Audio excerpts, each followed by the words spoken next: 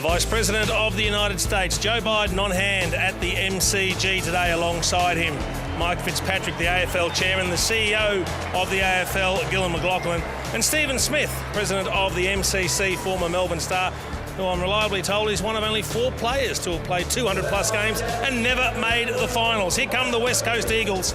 6th spot, a 10-5 record, and a chance to jump into 4th spot today, but percentage is all important, and they can't afford any mistakes if they do want to sew up the double chance. Jonathan Brown alongside me. Brownie, for different reasons, a lot at stake for both teams today, West Coast and the Blues. A lot at stake, that's right. Tough getting in the MCG today. Had the metal detector out under our cars, Jace, but it is critical for West Coast, that's for sure. Good win against North Melbourne last week, but they haven't won a game in Melbourne this year. They're zipping 3 in Victoria, so they'll be looking for their first win here today. Well, this shows you how important it is for West Coast. They can jump to 4th spot today with a win because their percentage will be better than Sydney's. But they've got GWS chasing hard as well. Geelong not far away. It is tight. You can't afford a mistake. It is tight. West Coast got a pretty good run home. They've got another 3 over in Perth, that's for sure. And a chance for them to really hit their straps. Look at the next 4 games. Yeah, they'll be a realistic chance against all those sides. GWS is spotless is a really big challenge, but I'd expect they'll certainly come out at 3-1. Well, they're the sort of games that are going to define who makes up the top 2, the top 4, etc. when West Coast have to go to spotless to take on GWS, who did slip up against Collingwood a couple of weeks ago. So there are all sorts of equations unfolding inside that top 8. But this is a team that I don't think has discovered their best form in 2016. They've shown glimpses, but they haven't had the same ruthlessness, particularly at home, that they had last year. And they need to claim a few scalps, as you mentioned. Certainly a little bit of success at the MCG doesn't hurt in the build-up to the finals. Yeah, that's right, Chase. I think the challenge will be right at the end of the season when they finish with Hawthorn and Adelaide and GWS. That'll be the challenge for them. But you're right, they haven't hit their straps. If they can get top 2 at the end of the year, they're as good a chance anyone to win the flag. We know how tough it is to travel over to Domain Stadium and knock them off. All right, well, let's talk about the Blues for a moment, because it's a completely different kettle of fish for the Carlton Football Club. They're currently down in 14th position with a 6-9 record, and they've lost 4 in a row. Now, this is a team that needs to get their momentum heading in the right direction again. Where Carlton have struggled all season, Jason, is their scoring. The highest goal kickers are Matthew Wright.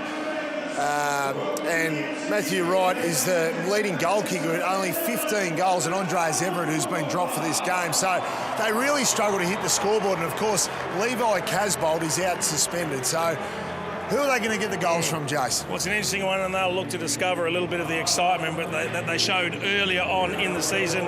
You'll see the orange socks, part of the Carlton Respects movement, promoting respect and equality and trying to do something serious for family violence. So terrific to see the Blues jumping on board there, but a big day for them. You talk about who's going to kick the goals. Last week it was an unusual source. It was Dennis Armfield that bombed 3 from outside 50. He kicked 4. Well, the Carlton goal kicker caught up a short time ago with our own Barry Hall.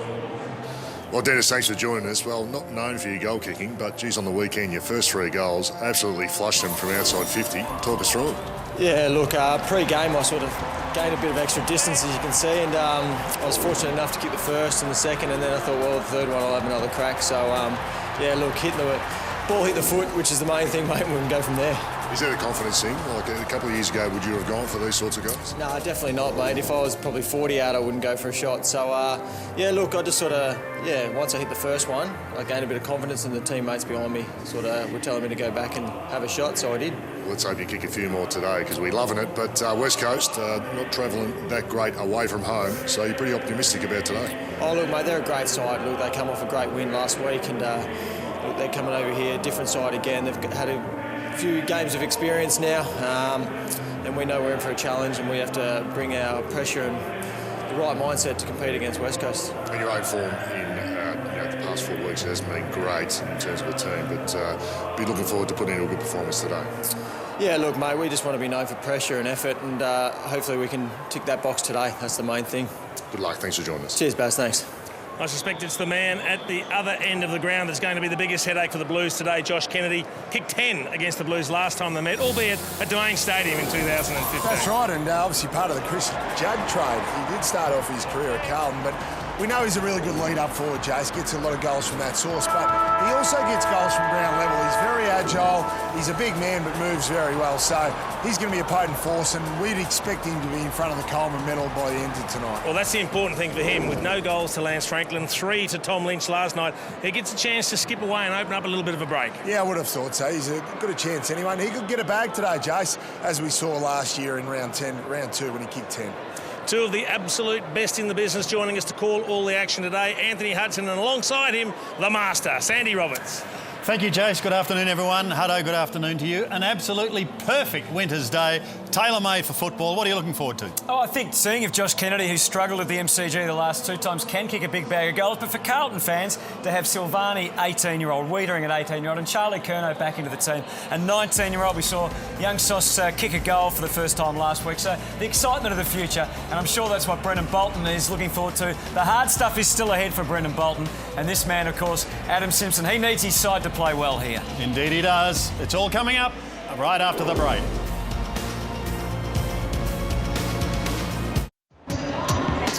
Welcome back to the MCG. Vice President Joe Biden is chatting with the umpires, Mike Fitzpatrick on the right there, and Mark Murphy presenting him with a Carlton Guernsey, I believe the number 9. So he's taking a little bit of Patrick Cripps home with him. There it is.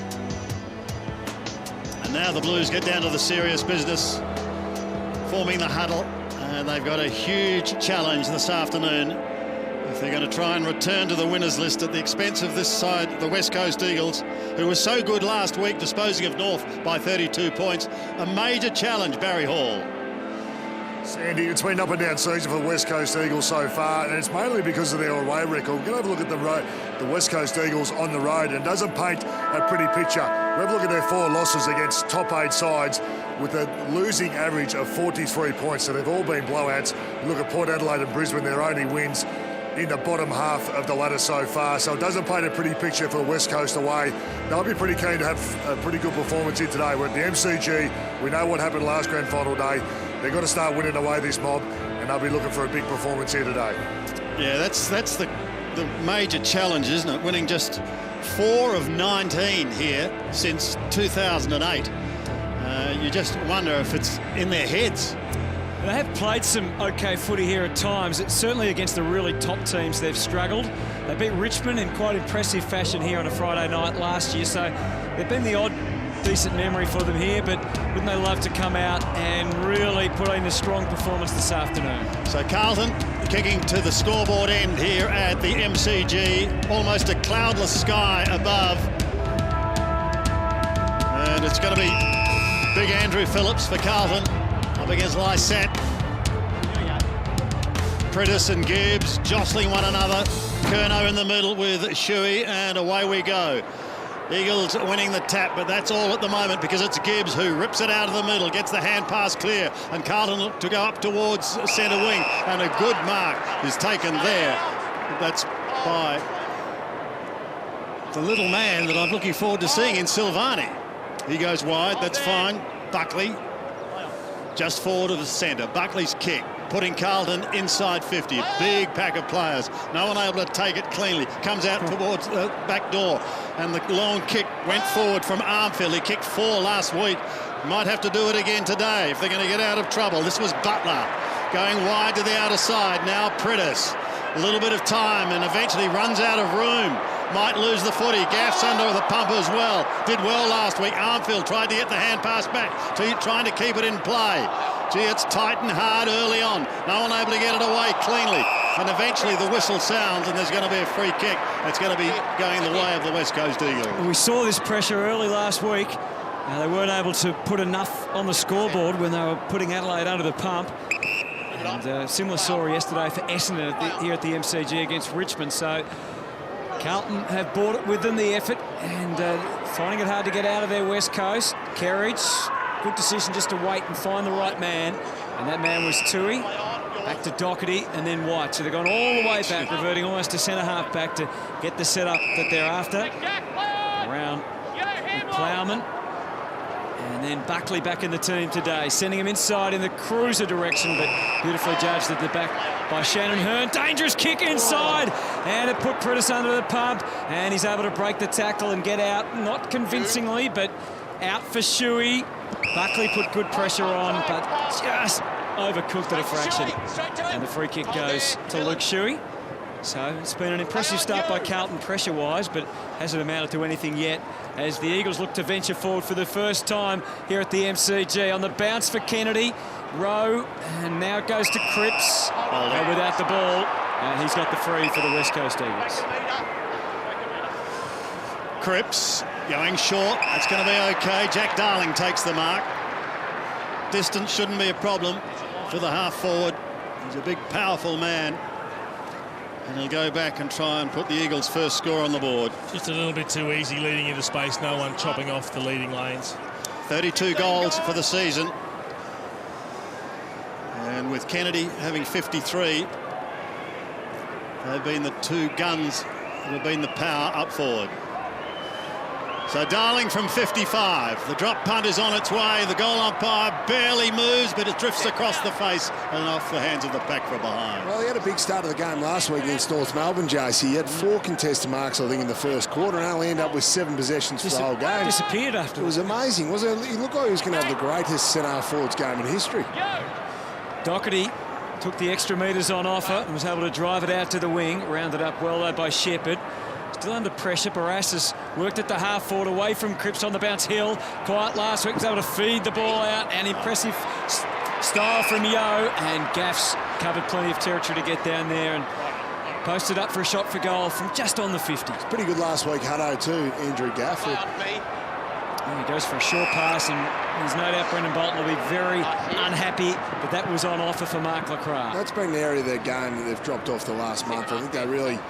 It was noticeable in the first 8 rounds of the season how organised defensively Carlton were, whereas the last month they've been really easy to score against, and Brendan Bolton will be really disappointed with that lack of communication inside the defensive. Big discussion going on while all that was happening. Plowman, Kerridge, Gibbs all involved in working out why that happened. So Mark Lacroix from 40 metres out. That's a better strike for the Eagles, and they've got the first.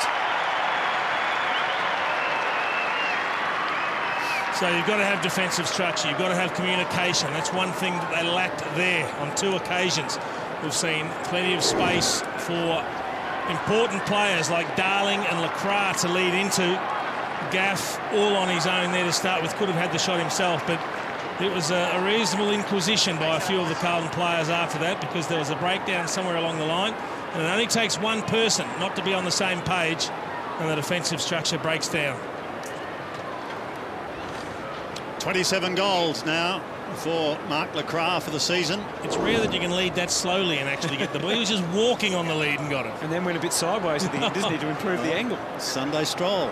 Cruiser having a run on the ball. Gibbs again tries to get it out of the middle, but he's under pressure. Pushed up towards the half-forward line. Plowman couldn't take it for Carlton. Darling has it ripped out of his arms by Simpson. He did well. There a chance to clear here right. Going wide to the outer side. Into the open spaces. The race is on. The Eagles have got the numbers, but no real attempt to keep it in play by Shepherd, who's reaching a milestone today, his 100th game. Well, he's probably snuck under everyone's guard too. Had a really good season last year, but he's quickly got to 100 games. Cruiser at front spot. Cripps close to the line. Keeps it in play, but only for a moment as Dennis Armfield is slung over the boundary line by Lacroix.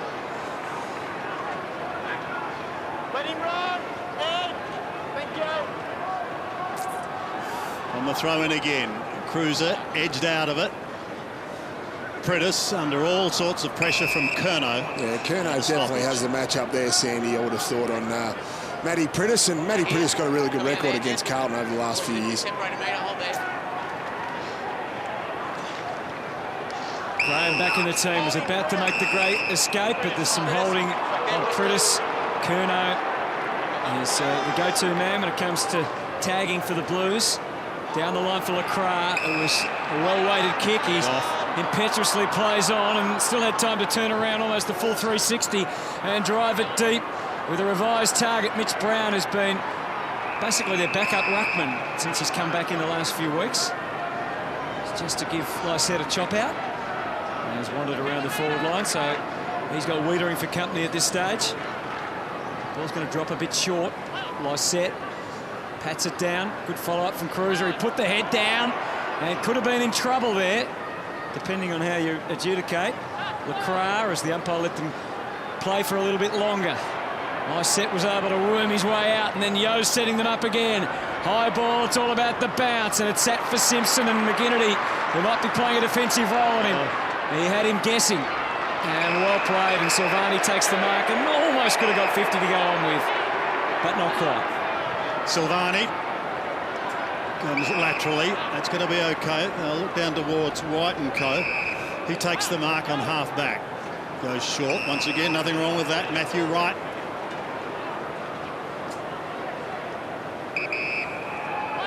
One half of this ground bathed in sunshine, and Wright heads back towards the area that is. Finds a teammate there in Plowman, who goes to Simpson. Well, they're back where they started. Now Kerridge. A stop-start affair at the moment.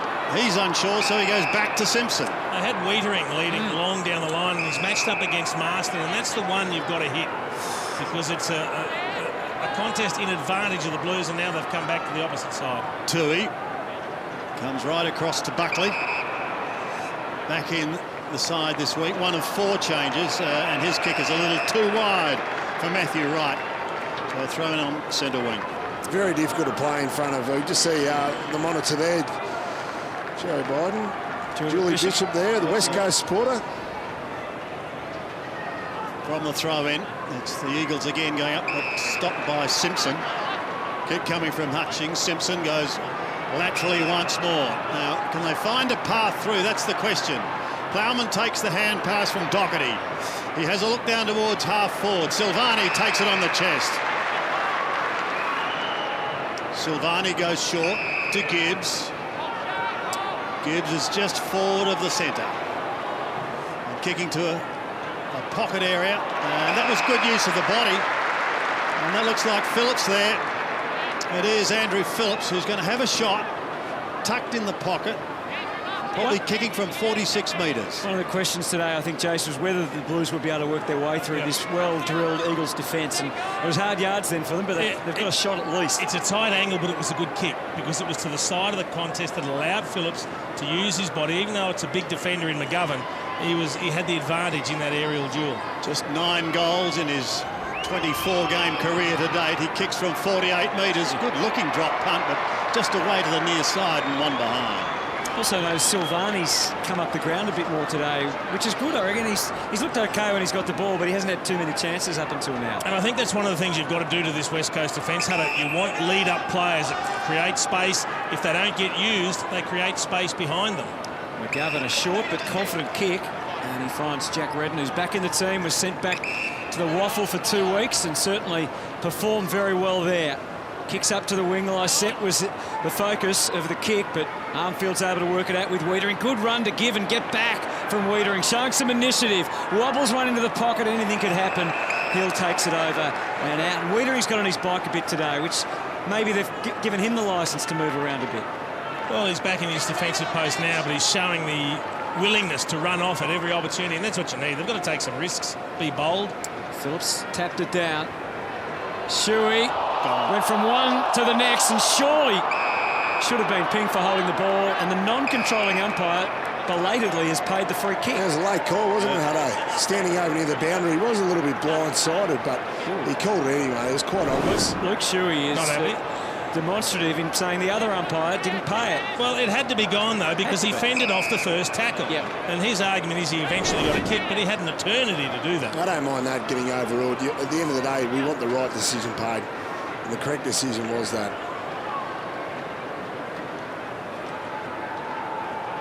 So Phillips, we saw him almost land one from a very tough angle. This time he's got a better view of the big sticks. He's still got to kick it all of 47 metres. And he sprays that one to the right. And no, not even a score.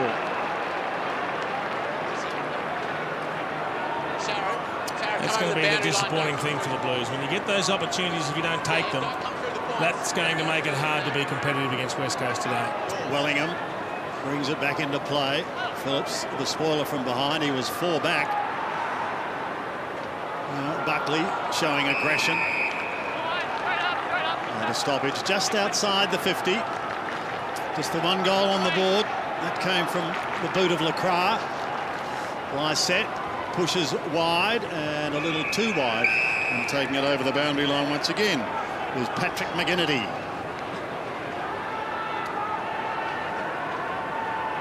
Not a huge crowd here at the MCG today. But perfect conditions. Lysette from the back. Kerridge caught. Had the ball stolen. Taken away by Redden. He kicks up towards centre wing. Fisted down towards Wiedering. He's in trouble. Plowman also under pressure. The hand pass was shot out from Doherty. Now they've got a chance through Rowe to clear to the outer side. And Simpson. And he's away. Sneaking away from Redden. Goes wide. That's going to be okay. And the mark is taken there by Lamb. Lamb can go short. Last week's goal kicker takes the mark. Armfield short again. So they're getting plenty of the football. Plowman still on the wrong side of centre. Thought about Buckley, but only for a moment. And that's a very interesting decision. He's put the pressure on Graham. What's the umpire going to say? Deliberate. Well, that's the lack of skill that comes back to haunt you when you miss easy targets like that. It's been twice now, hasn't it, where Carlton have tried to spread West Coast, but they've turned it over both times on the wing. West Coast defence is well organised early on in this game. Sliding mark taken by Mark Lacroix, who is the lone goal kicker in this game so far. That's super short, and well done. Kerridge was on the job. I think he might be over the line. And we'll have a throw in. So the Blues have certainly come with plenty of effort. They've had more of the footy, 15 more disposals than the West Coast Eagles so far. But it's getting that all-important clean-shotted goal and capitalising on the opportunities. Hutchings, short, Darling, took whoever was in his way. It clears the path for Prentice, who received from Cripps. Shut down quickly, now Tui and Doherty under the pump. Blues out, but not for long. It's going to be picked up by McGovern, who can send a bullet. Not that well directed inside. And again, it's Doherty, this time with help from Cruiser and Kerridge and Cripps. And finally they're out. And Wright can pump it up to the wing. Lamb tried to hook it in. He spins through one tackle in the second, but not the third or fourth, sorry. Well, Wiedering a little slow to get up. He's going to be needed in a minute, though. Whoa. Marston down into the forward line. A little snap by Hill. He did well to affect the spoil, Jacob Wiedering, and he's going to limp off now. And it was a terrific effort going back with the flight by Zach Tui, who got up and got involved straight away as well. A couple of great efforts there. It's good effort, wasn't it? It had to go there. He didn't know if there was a West Coast forward free, did he, Jace? No, Wiedering limping off. Plowman from the back pocket. Going to the outer side. Finishing over the boundary line for another throw-in. As Jason said, Carlton wearing the orange socks today, raising awareness towards family violence. So he copped one. The groin region, certainly inside the left thigh. Probably a bit of friendly fire there from Zach Tui. Brown having a run on the ball, beaten. Cruiser, short little kick, and a lot of distance, and a turnover once again. He had 6 intercept marks last week, Jeremy McGovern. He's a master of it. He is. Fine player, and that's a long bomb up towards Kennedy and co. Well, if he doesn't get you, there are a couple of others that will, including Hill. I think it's the length of the kick that surprised everyone. That must have been a 60-metre drop punt from Jeremy McGovern, because most of the pack flew underneath it. It was Josh Hill right at the back who ended up taking a chest mark. He's missed just one game this year. 15 goals to his name, so averaging just over a goal a game is Josh Hill. 30 metres out, directly 45-degree angle, gets the goal. Eagles have got their second.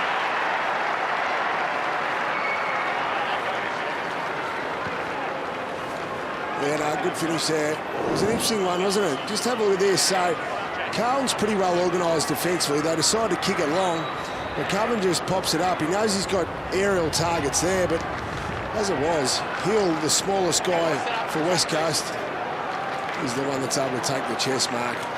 It's unforgivable, really. There needs to be a fist in there from the Carlton supporters.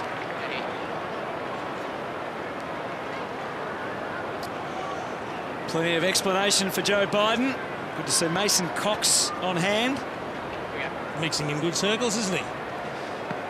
And Matt Korchek is another US rookie on the Carlton list, so getting some native knowledge from his countrymen about the new game that he's learning. And so far the team he's got the jumper of the Blues is struggling a little bit. They're certainly playing a team that can have a pretty fierce forward line when they're up and running. And as Sandy alluded to, so multi-dimensional. Led, of course, by Josh Kennedy, who hasn't hit the scoreboard yet. Of course, Hutto, the reason he is out here is to open the brand new Peter McCullum Cancer Clinic. It's a magnificent construction and certainly go a long way towards helping find a cure for the wretched disease. Yes, he was there this morning doing that. His son passed away from cancer, so it is, of course, close to his heart. Yeah. Barras has the ball at half-back as the Eagles look to reset. Looking to go down the line, and he does. Again to a big pack of players, but that's a fine grab taken by Yo. Swings around now onto the right boot. Kenny is the target once again. Got a hand to it. Can he keep it in play? It's pushed wide, and it's Doherty who sees it over the line.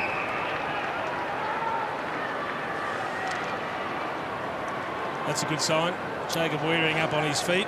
He's had his right shin strapped, Jace, so I'm not sure what that's moving from. a lot better than the way he came off, though, Brownie. Yeah, let's hope we see him back on soon. Kennedy with pure strength and skill, but he's pulled it a little too far. In fact, way too far. He does so well. He's so dangerous now at ground level. There's Jacob Weering on the exercise bike, just warming up. May have copped a little bit of a knock to the shin. Really interesting because Simon White put his hand up immediately to say it was touched off the boot in case he'd kicked the goal, but they're paying the out on the full now. He put his hand down very quickly. Doherty towards half-back. Once again, a huge pack as Buckley gets taken to ground. So the Blues continue to search for their first goal. They did all the early attacking, but to no avail. Shuey, beautifully done towards Kennedy. In fact, over the top, but just to the left. In fact, skipping against the goalpost.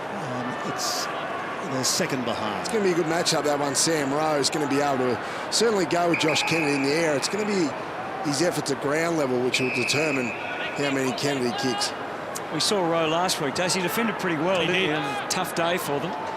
It's tossed up pretty high for Lamb, and it was easy pickings for Wellingham. Ripped it off the pack, was under some duress as he kicked, and fist away from Brown. He's gone down, and he's given away the free. Tui argues the point quickly, but Tui's off and running, so really couldn't hang around for too long. Bangs it up to half-back. Coming late is Jacks. He came flying through, couldn't take the mark. Butler there to collect for the Eagles.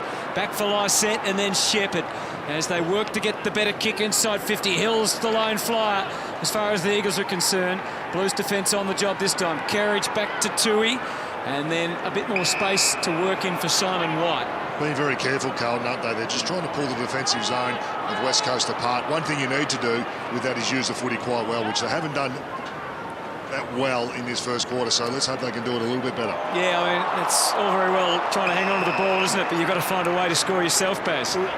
We've seen Hawthorn do this to West Coast here at the MCG, where they open them up, Hutto, and spread them out. But Hawthorn move the ball quickly. They take the mark, they kick it straight away, whereas Carlton are taking too long to kick the ball and make the decision. Now they siege to Buckley, and play on is the call as it comes back to Barras from Lysette. Silvani tried to spoil. Hill waits at the back. It almost fell for him. Simpson scampers after it. Kerridge on hand for the Blues. Had to get rid of it as soon as possible, though. And the Eagles, sheer force of nature, they just keep on charging through. But now they run into an impasse. They can't get past Darling. Well done, Blues. Force them behind. Yeah, that's some really good defence there from the Blues. They got numbers back, and I think we need to put into context the way we're talking about the Blues playing. If Andrew Phillips had have kicked his 2 shots and it was 2 goals apiece, we'd be saying this has been a fantastic start. Graham's hand pass to Armfield. But this is the back issue. Again, Tui. No option to kick to. Armfield, who's continued to run on down from centre wing. He puts them inside 50. Gibbs is at the back. Now goes with a big fist. Kerridge had it, but then lost it, and there's going to be a free kick. A tackle deemed too high. Don't know what his range is like, Silvani, but this will be their third shot for goal. So I think there's an argument to say what they're doing at the moment actually isn't far off the mark. It's just whether they've got the skills to finish. Just the one goal to Jack so far in his short career. He's having a good look around, isn't he? But yeah, he's directly in front, kicking from 53. And it's well off the side of the boot. Buckley picks it up in the pocket and he bends it back to the top of the square. He goes. Big pack of players. Phillips was in there, couldn't do anything with it. And we've got a stoppage, 25 out. I'm not sure Sauce would have been proud of that, Shaq. No. He didn't teach this one to his son. That is just straight off the outside of the boot. That is not a Sauce ball. There's no doubt about that, Jason. Curnow. Well, deemed a high tackle.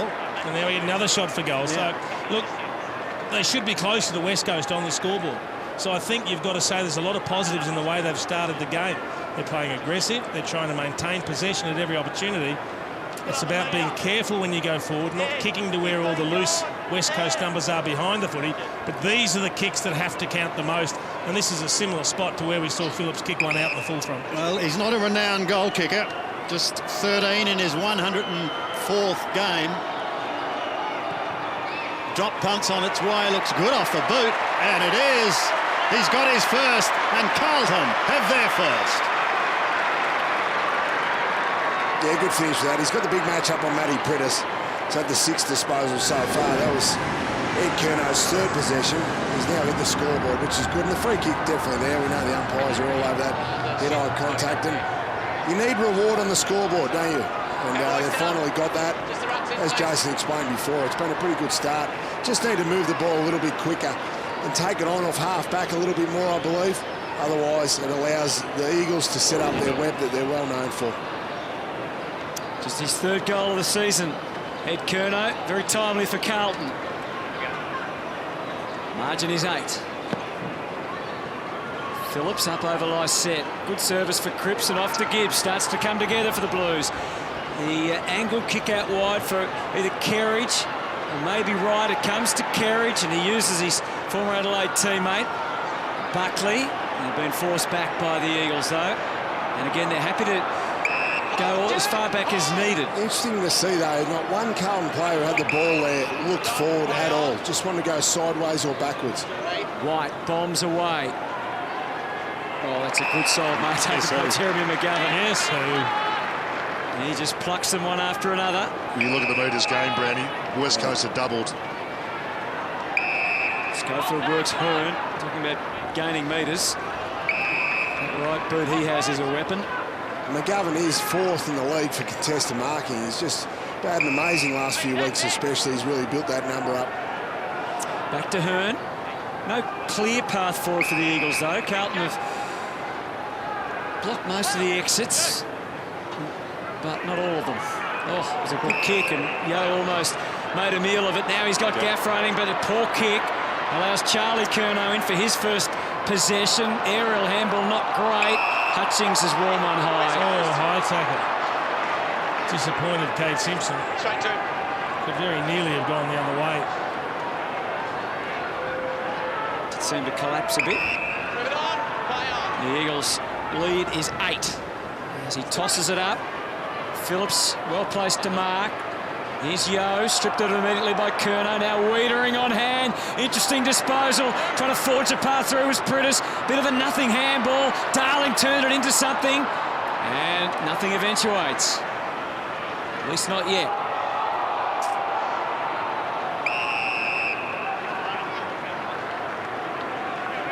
Adam Simpson still a little pensive. Last 55 seconds.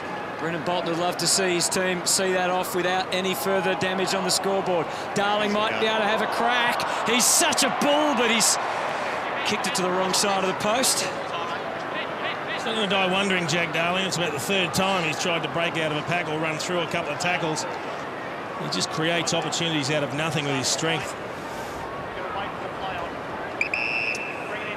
So the Blues will be happy to go to the first siren. Just 9 points down. Wiedering, good grab.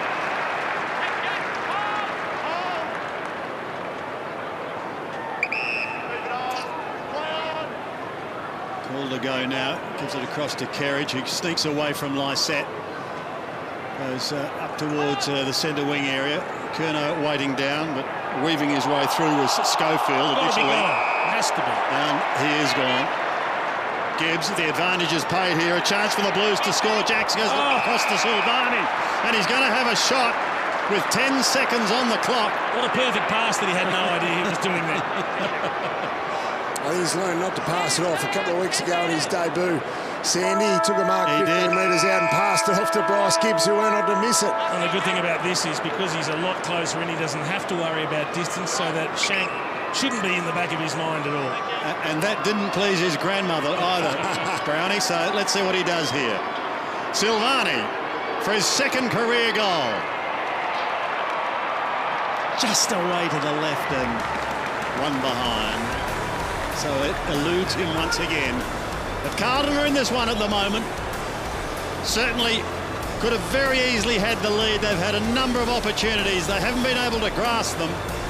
And it's the Eagles that go to the first break with a lead here at the MCG of 8 points.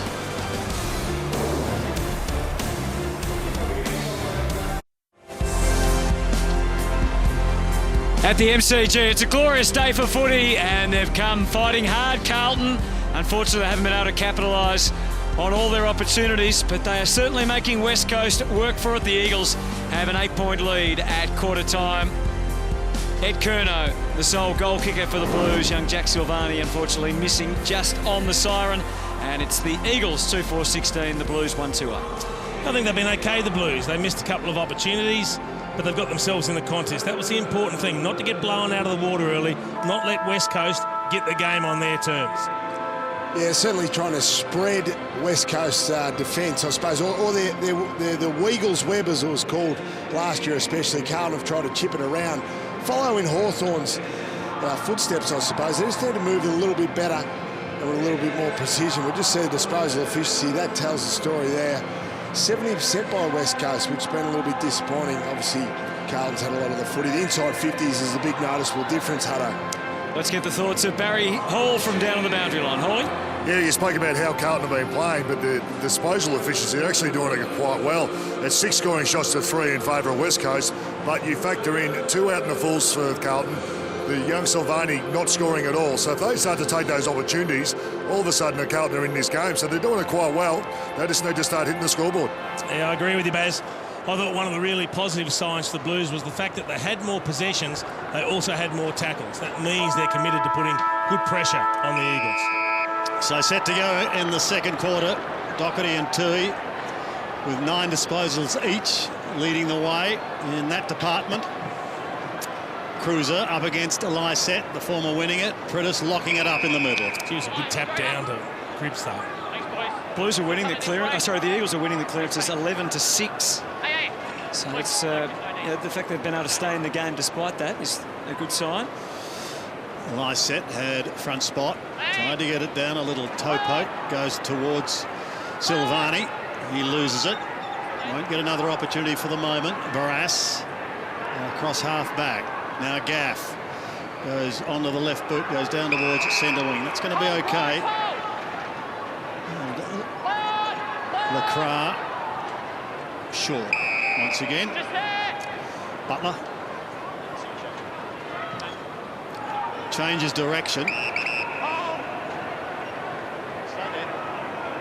Barras once more. Keeping Eric McKenzie out of the side at the moment, Jace. Yep. Barras is very good in the air.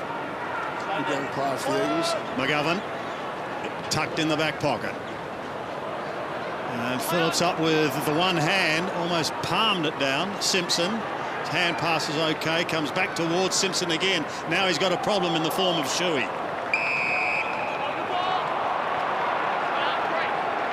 A major problem. Ping for holding the ball.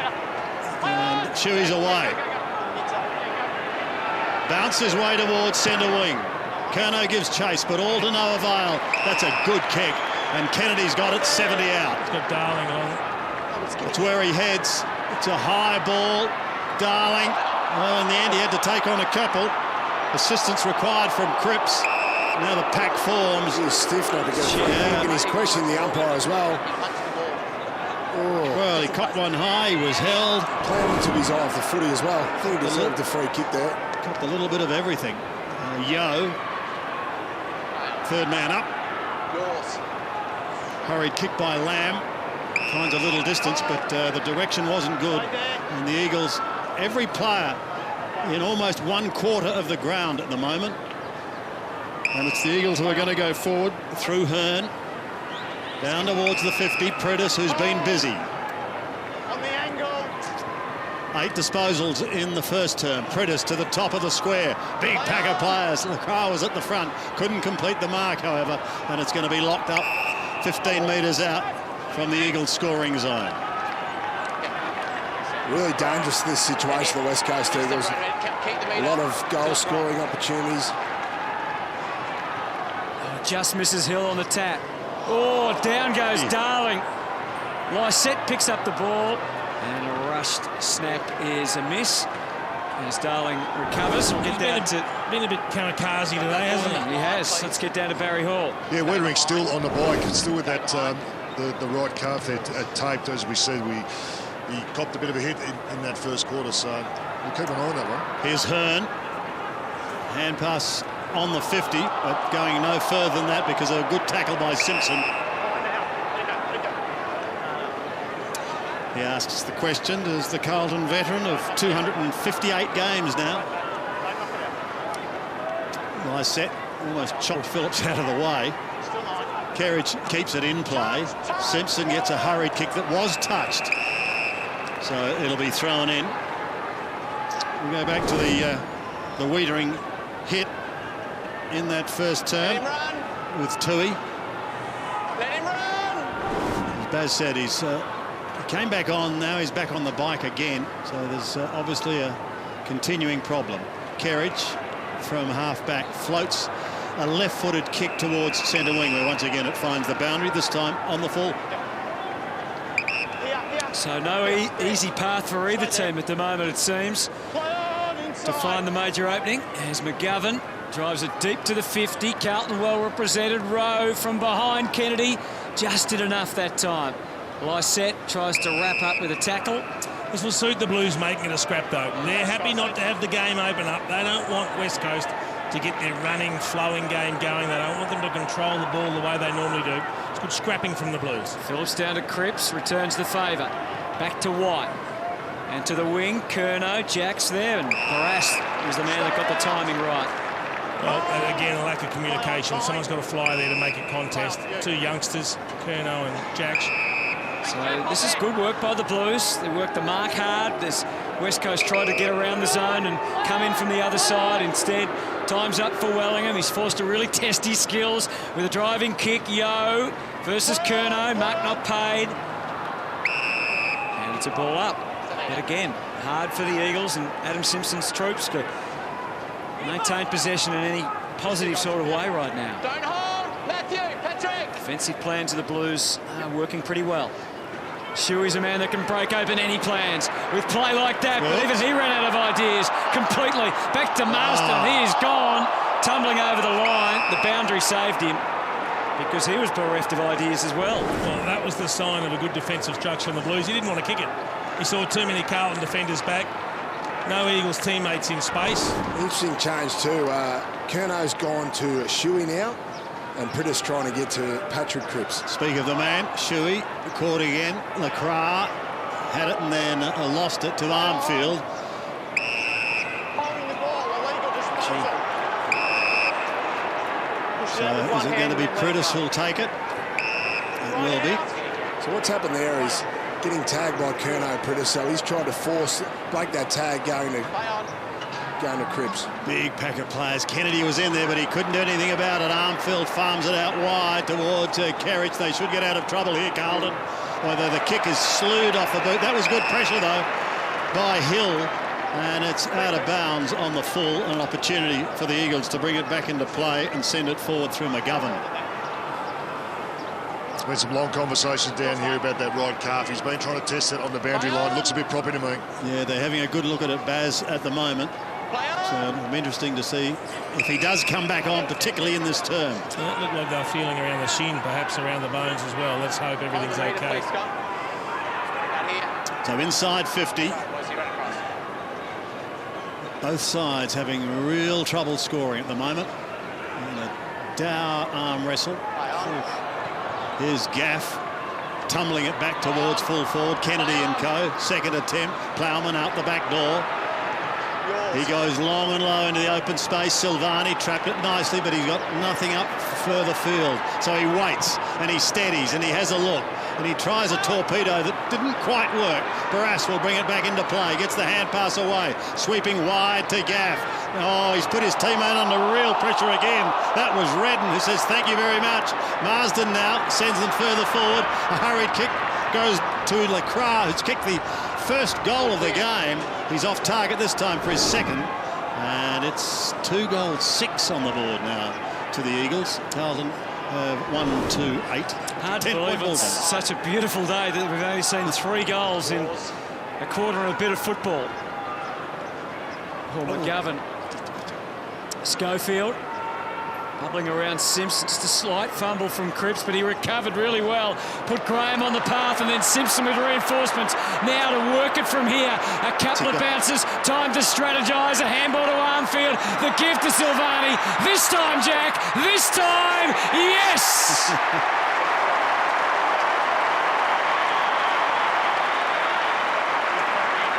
Been a long time coming, the first goal of the second term. But what I loved was the run and carry. They didn't panic. It was good to have it in the experienced hands of Cade Simpson. So breaking out of defence, no targets to kick to. So you've got to run. You've got to run away from each other to draw space and draw the man away. So Simpson has a bounce. He runs away from Kerridge in the middle of the ground, who then, or Armfield it might have been, who then shoots the hand pass out to Silvani. Created space for each other and a really good finish. Well, that's going to give that young man an enormous amount of confidence. McGovern could have a problem on the bench. Left thumb, yeah, right thumb. Right thumb. Yeah. So back in the middle after the Silvani goal. The margin now just 4 points. Lysette tries to pluck it out of the air, but his immediate opponent, Cruiser's got him and he's been pinged. So Cruiser to send Carlton forward.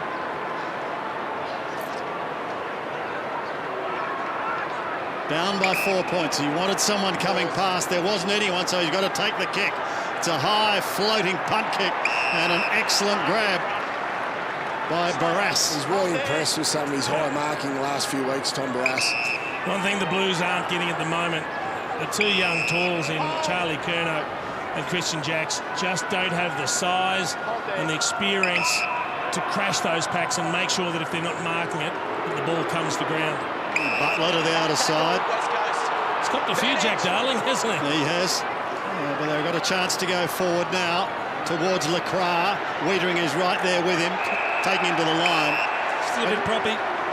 Such an important game. Every game's important, but particularly for the Eagles, they must have home finals if they're to have any chance. So that's, yeah, you can just see there, that's flicked his right thumb on the way through. He does have it strapped, so he's obviously got a problem coming into the game with that right thumb. Marston's kick is shut down straight away. The Blues have got some energy now. It's amazing what the tonic of a goal can do for a team. Buckley over the top and straight into Marston, and he'll go no further. Well, that is a concern for the Eagles. One of the best in the business. As we said, Wiedering has had the repairs done and he's back out there, even though he still looks a bit ginger.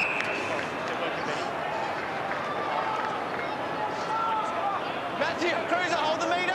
Hold, Matt. So, tight old struggle at the MCG. Lysette well placed as the ball drops short.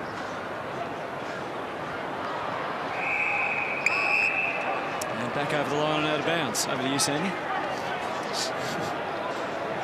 4 points the margin. Hold the meter, please. Favouring the Eagles. And their problems perhaps just starting to mount on the bench. We'll keep an eye on the injury list as it continues to grow. Butler again to the outer side. Now, Predis in towards Yo. Just a little too much on it for him.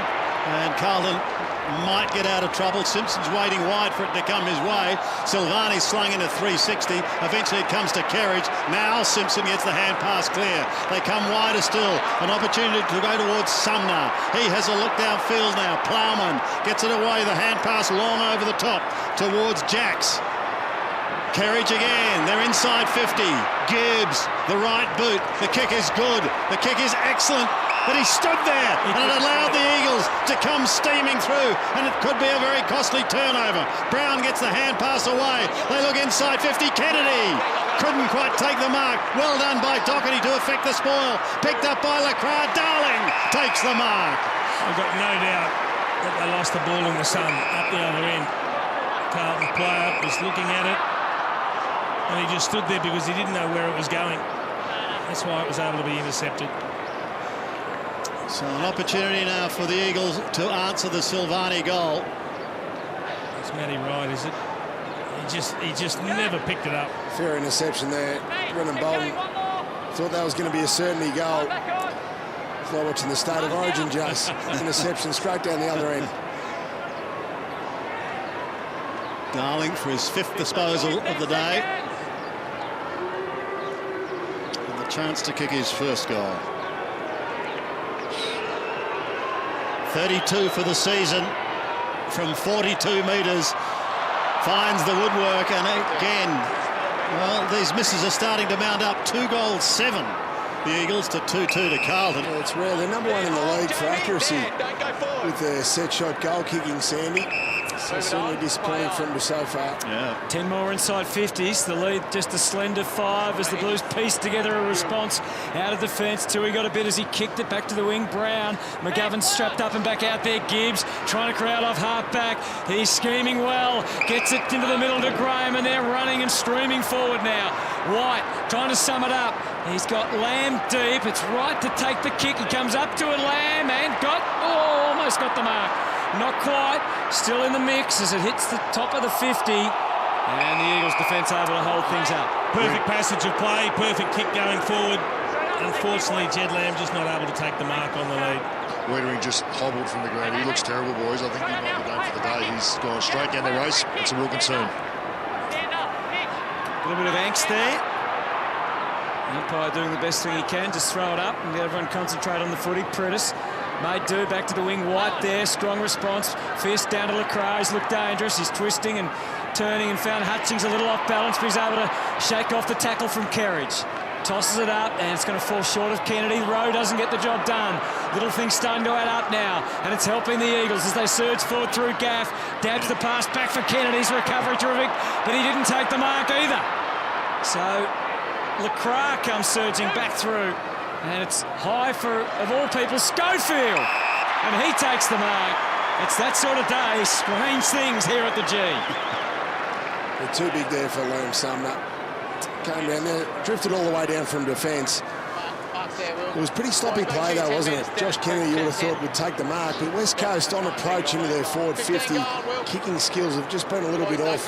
That was a scrub kick, but Schofield was too tall. Has not kicked a goal this year, Will Schofield. And does his best to miss from there, but it's through.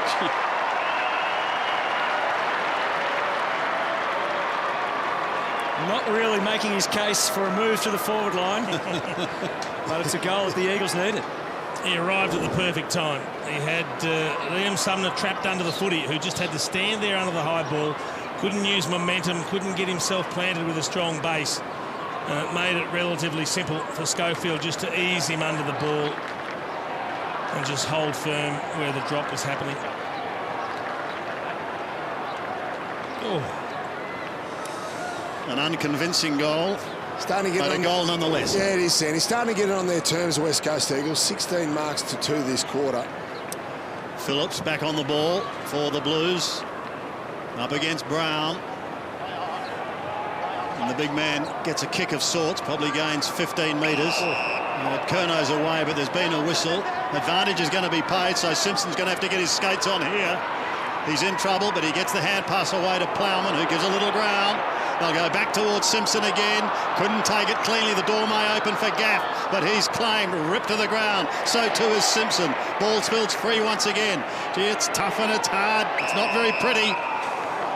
It's a snapshot of where the Blues are at, though, isn't it? They went backwards when they should have gone forwards. They overused the footy, fumbled the ball. Should have been going forward inside 50. Ends up in the stoppage. Throw deemed there as Wright was away, so it's going to have to come back. And the crowd could see it, Jace, couldn't you? You could hear the response from the crowd. Much easier for people sitting and watching than those out there, of course. You mentioned it before, Brownie. They look backwards before they look forwards. Yo decides to go long, out of the sunshine into the shadows, towards the target in Kennedy. Couldn't take it cleanly. Lacroix stopped in his tracks, lost the footy. Doherty locks it up, and he's not alone there. White was there with him as well. A hurried kick is high. Kennedy may get another chance. He spilled it. Couldn't take it. Carlton got the numbers. Plowman's under pressure, but he gets a kick away. Comes wide to half-back, affecting the spoil. That was good. Butler did the work. They got a chance again, and this time he holds it. Darling is in the pocket. Pretty tight angle. Kicking from 46 metres.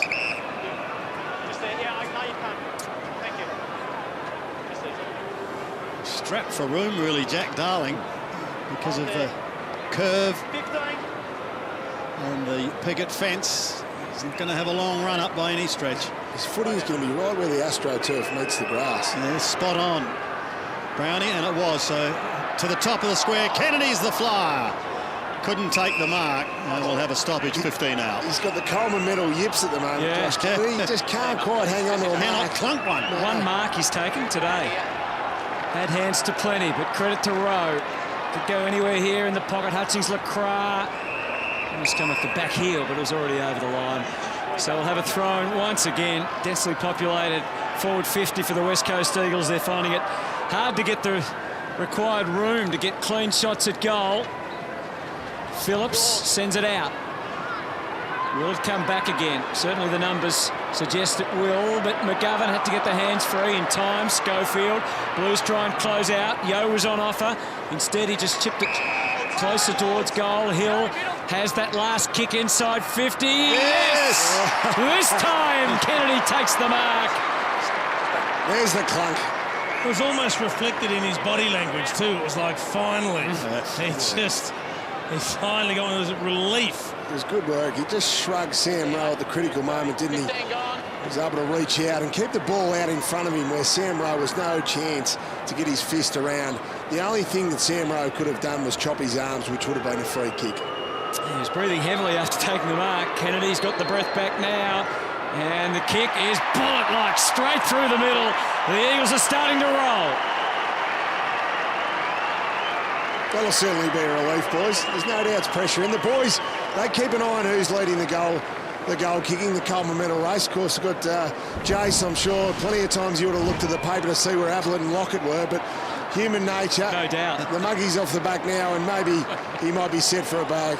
Well, he's one clear in the race now. Gets a chance to open up a little bit of breathing space. There's a good kick from Josh Hill into a space where Kennedy could run and jump at the footy. So Kennedy gets his first, but more importantly, it was a good one-grab mark. That'll do his confidence good today. There you can see he's snuck one clear in the race for the Coleman. We'll get Barry Hall to keep an eye on Simpson too, Baz. He didn't look at all good when he came off the ground there. He could barely walk. What a very slow pace anyway. Carlton go forward but through right. It's a long kick in towards full forward. Brass is underneath it, and he takes a timely mark. There's shades of Clark Keating there, Brownie. Would have brought a tear to your eye, that knockout from the middle. Yeah, especially when I got knocked out on the end of it. We won't go there. Wellingham to centre wing, and it's going to be okay. The mark is taken there by McGinnity. Well, he plays on, and he's put his teammate under a ton of pressure. The door opens for Carlton in the form of White, who flicks it in towards the middle of the ground, and they're away now. That was a good mark taken by Graham, back in the side this week, but they're going to turn it over if they're not careful, because Hearn is in all sorts of trouble. And there will be a stoppage between centre and half forward. Simpson appears to be okay, Baz. Yeah, he's fine. Leading possession getter on the ground. He was just, he was very tired coming off, walking pace. Yeah, he was, wasn't it? Here's Buckley from a standing start, tumbling a punt into the shadows of half forward once more. McGovern, clever little tap. Waiting down was Shepherd in his 100th game. This is Gaff, taking it from Barras, goes short, going to be okay. The Eagles defending solidly at the moment. Blues struggling to get their third goal. Yeah, they're looking more cohesive now, the Eagles. And they've got Run on the wing. Cripps has come up to be a target. He's got Yo inside or Red, and he decides to go to Lysette instead. He's prepared to take on Phillips. Just pause for a moment, let the big man go past, and then Kennedy's in the frame. Simpson as ever, putting the body in the line of fire. McKinney, though, feeding it out. Red, it was not a great handball. Kennedy still might make it turn into something. Good pressure, Tui. Pritis, one more, and it's a smother. And Hutchings off balance, trying to kick anything that's in his path. Brown now mows him down. And it's over the line and out of bounds. And Cade Simpson, what a star he's been for his club for so long. Fearless, reckless, however you want to call it. And amazing stuff again from the veteran. From the throw-in. Can the Eagles take advantage of it? Cripps tried to lock it up for a moment, then lost it. Just had a tendency to overuse the ball West Coast. That is mainly because Carlton have the spare man in defence, which is Sam Doherty, which is slowing them up a little bit. Phillips and Lysette go at it again. They pounce on it and just, it's almost a smothering process for another stoppage. It's interesting, Carlton's clearance winners are the two ruckmen. Phillips won that, but again unable to take it away. There's a snap that's finally broken the drought. Taken a long time, but the Eagles have got their fifth, and they've opened up the biggest lead in the game so far. Yeah, Jamie Cripps, very underrated forward, puts on a lot of defensive pressure, but also can score goals. He's been able to get over 30 goals in a season a couple of times. Just see this. Working hard underneath the pack, was able to quickly get to his feet, which is a really good effort. We just see he's scrapping away. That's really good strength in the lower half of his body. Bounce up, he knew where the goals were. He's another one of those dangerous forward 50 targets, especially around the stoppages, along with LeCras and also Bradley Hill.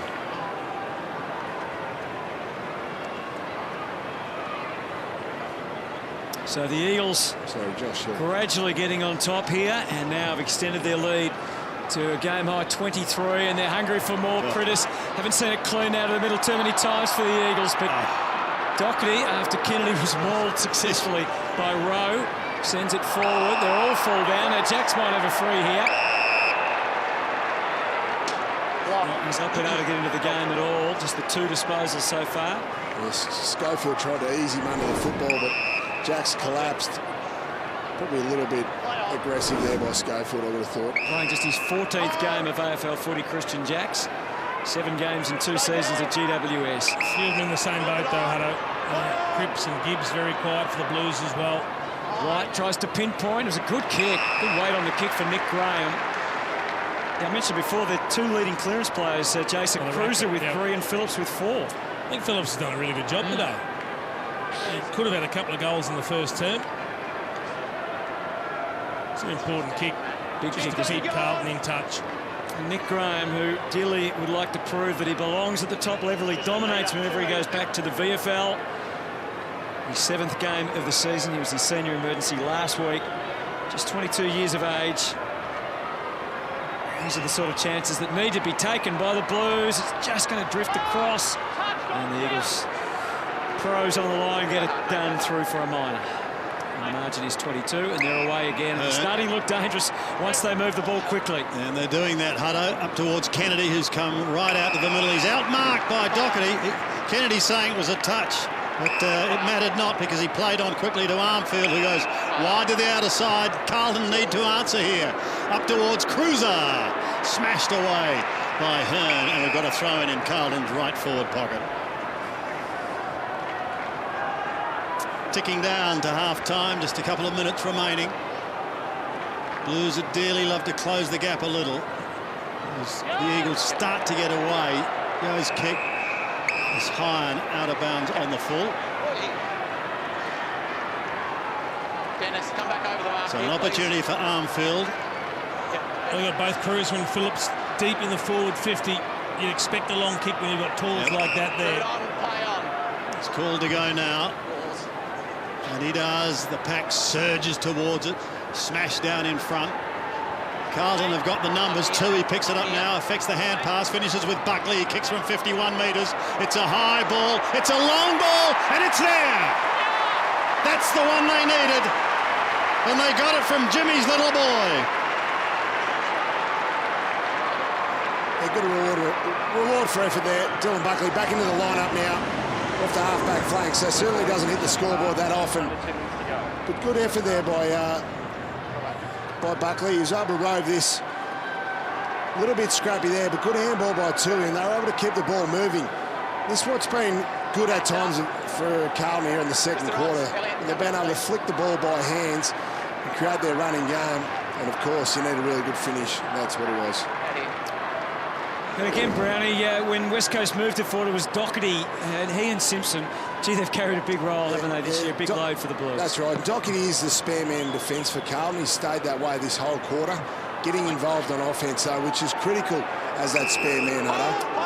Right, got it out of the middle, but Wellingham with a response for the Eagles has Shuey running into space. They're trying to link by hand along through the mid parts of the ground again. Lacrara fumble, and it was a critical one, but Yo backed him up, then he's gone. So good late in the quarter, good intensity from Carlton. Just when it appeared they'd been broken by the Eagles, they've continued to fight the battle. And it's Rowe who's going to be rewarded here. 1:20, what can they do with it? Certainly they don't want to give another goal away, but if they could take it all the way down the ground and score themselves, it would really give them some heart going into half-time. Kerridge. A little bit of fortune as it got all the way through the gap, and it's over the line out again. So it's little errors of... That's right. That's what they're trying to... Clearly they're trying to spread West Coast, Hutto, and trying to switch to the other side of the field, but it's that kick, you know, quite often the fourth, the fifth kick, where they really need to attack off half-back that's missing the target. Good body position by Lysett, allowed him to get the tap down, and Shuey got the service from Gaff. Pumps it high again. Kennedy's there. Hills at the back. Doherty up. Almost for Kennedy. He gets a second and third chance he's going to need at ground level. And can't take it. Not yet anyway. Scrambling Simpson again gets the job done for the Blues. Just escaping the Eagles. They've dodged one there, the Blues, and again, they'll try and turn it into something. Well done again by Sam Doherty, who's always staying the deepest player on the field, really, especially in Carlton's defence. He doesn't let any West Coast forwards past him. It's been a very disciplined effort, and he's able to affect the contest, which Josh Kennedy was in just before. Doherty, as the clock ticks down to 22 seconds. Carlton just trying to maintain control now. Not leak any more scoring from the West Coast Eagles. And they'll figure they're well and truly in this game if they can do that to half-time. Hearn's hurried kick was partly smothered. Chance for Curnow. Penetrating hand passes, okay. Short kick on the siren, but that is all she wrote. It's half-time here at the MCG. And the Eagles, with 5 individual goal kickers, have kicked away to a 16-point lead. Carlton managing just the 1 goal for the quarter. So they have the job ahead of them. Goals for the West Coast Eagles coming from Lacroix, who kicked the first of the day. Cripps and Kennedy both got goals in that second term, as did Will Schofield, and Josh Hill got one in the first quarter. Very different story as far as Carlton is concerned. Curnow has one, that's Ed. Buckley kicked one in that second quarter, and so too did Jack Silvani. So half-time, and let's head down to the ground. Barry, what have you got? Yeah, here with Cripsy. Well, a pretty competitive first half of football. You're obviously trying to maintain possession and pull the defence out from West Coast Eagles. How'd you view it? Yeah, well, they're so strong from their stoppages, so hopefully they can get it forward. We can rebound with our +1, and it's probably skill errors that are hurting us going forward. And a late goal from Buckley keeps you in it. It does. Look, it's only 16 points, so we're right in the game. We just need to come out, probably get on top of stoppages and hit our skills. So good luck. Cheers, mate. Thanks. Patrick Cripps, the best and fairest winner from 2015. They certainly are still in it. There's no doubt about that. It is the Eagles leading by 16 points.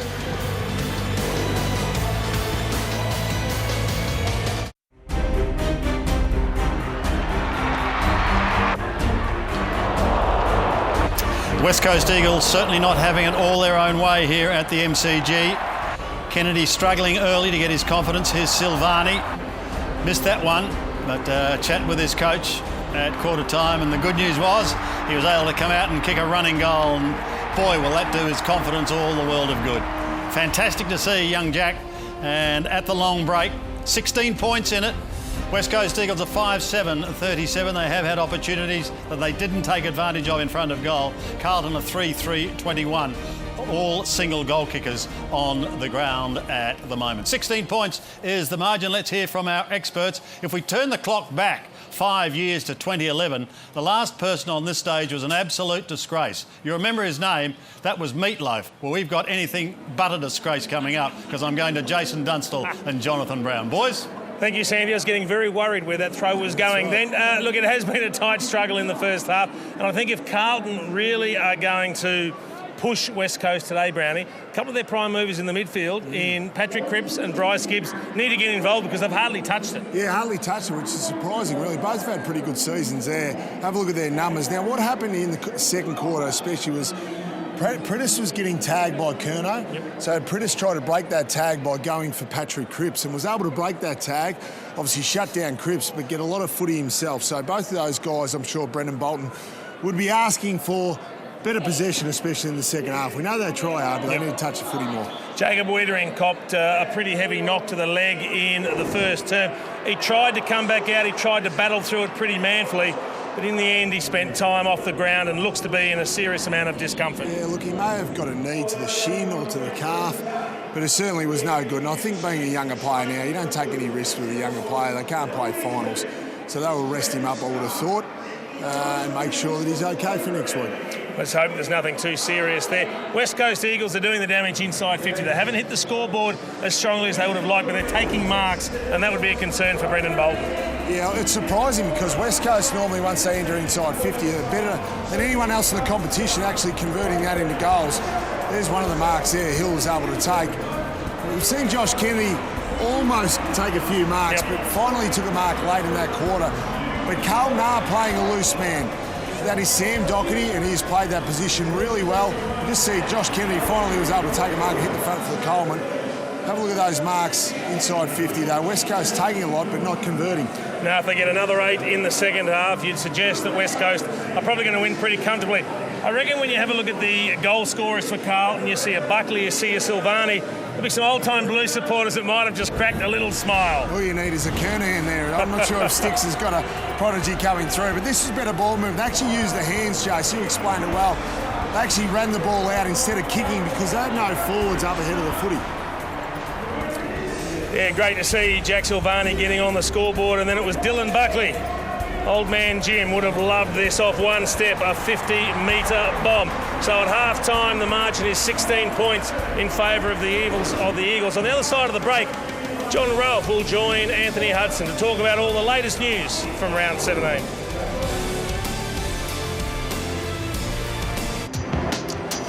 A magnificent winter's day here in Melbourne, and we've got the best stadium in the world. What a sight it is, the MCG. It's a shame we haven't seen more goals scored in the first half, just 7. Good to see the fans still coming in, Sandy. Word getting around. Yes. Big second half ahead. Don't sell them short, Sandy. 8 goals in the first half. Correct, yes. So it's going to be interesting to see what happens in the second half. But let's hear about the work of Jeremy McGovern. And for that, we go down to Barry Hall. Baz? Well, Jeremy McGovern, he's just a master, and he's always in the right place at the right time. He's had 10 disposals, 5 marks, but he's had 9 intercept possessions so far in this game. He's just a genius. He's playing very smart football. The intercept possessions right there. Geez, he's a good player. Yes, and let's see if the Blues can continue to challenge and make McGovern work hard as the Eagles go forward to start this third quarter. And again, the first fist was a Carlton one, and Kerridge is onto it. They try and bound forward. Cripps with a guiding hand back to Gibbs. They need to get more of the footy. They do, but good to see both of them get an early touch, Hutto. They're the two that can lift the Blues. White just flicking through the options. Kicks well to the top of the 50. No mark, but Phillips tempted by the vacant square. Now, blows it. He took his time. He saw Armfield running to the top of the square on his own and then decided to take the shot. Yeah, I thought it was a simple chip over to Armfield. I think Dennis, well within his rights to have a few words to Phillips after the game about that. I thought he summed it up perfectly, Phillips. Then he had to chip it, and at the last minute he said, "No, I'll have a shot." Bad decision. McGovern kicks, and Phillips might get it again. Let's see if he can do better the second time. Arfield calling it again. Move it on. Play on. Waste of time, I suspect, from where he was. Sets it up. Silvani. Cruiser looked the man most likely. On the last line, be careful not to handball through deliberately now. And that's over the line for a throw-in in the pocket.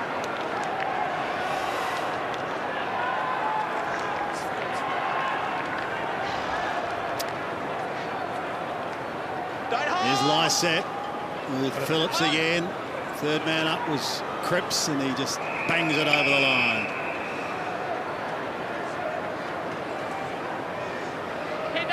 Probably brought it 15, 20 metres around from the original throw-in. So the big men go at it again. Lysette wins it and does nicely. Here's an opportunity for Shuey to go onto the left boot, but it's a poor kick. Going to drop short, and White takes the mark. Gives a little ground to Doherty. Doherty thinks about laterally, then goes with a Farmer-esque hand pass towards Sumner, who turns it over. Lecras. Here's an opportunity now for the Eagles to go streaming towards Kennedy, who's got away from Rowe, and he takes the mark, 40 out. It's a classic case of playing on without knowing what you're going to do, Sam Doherty. There were no options once he took off. And then he got forced to make something up on the run, and it ended up creating a turnover. Lysette labouring behind plays, a bit sore. Just copped one in the midriff, I think. 15 gone. How often do we see this? Josh Kennedy streaming out the back when West Coast break. Off half back. He's got really good speed. He's 6'6".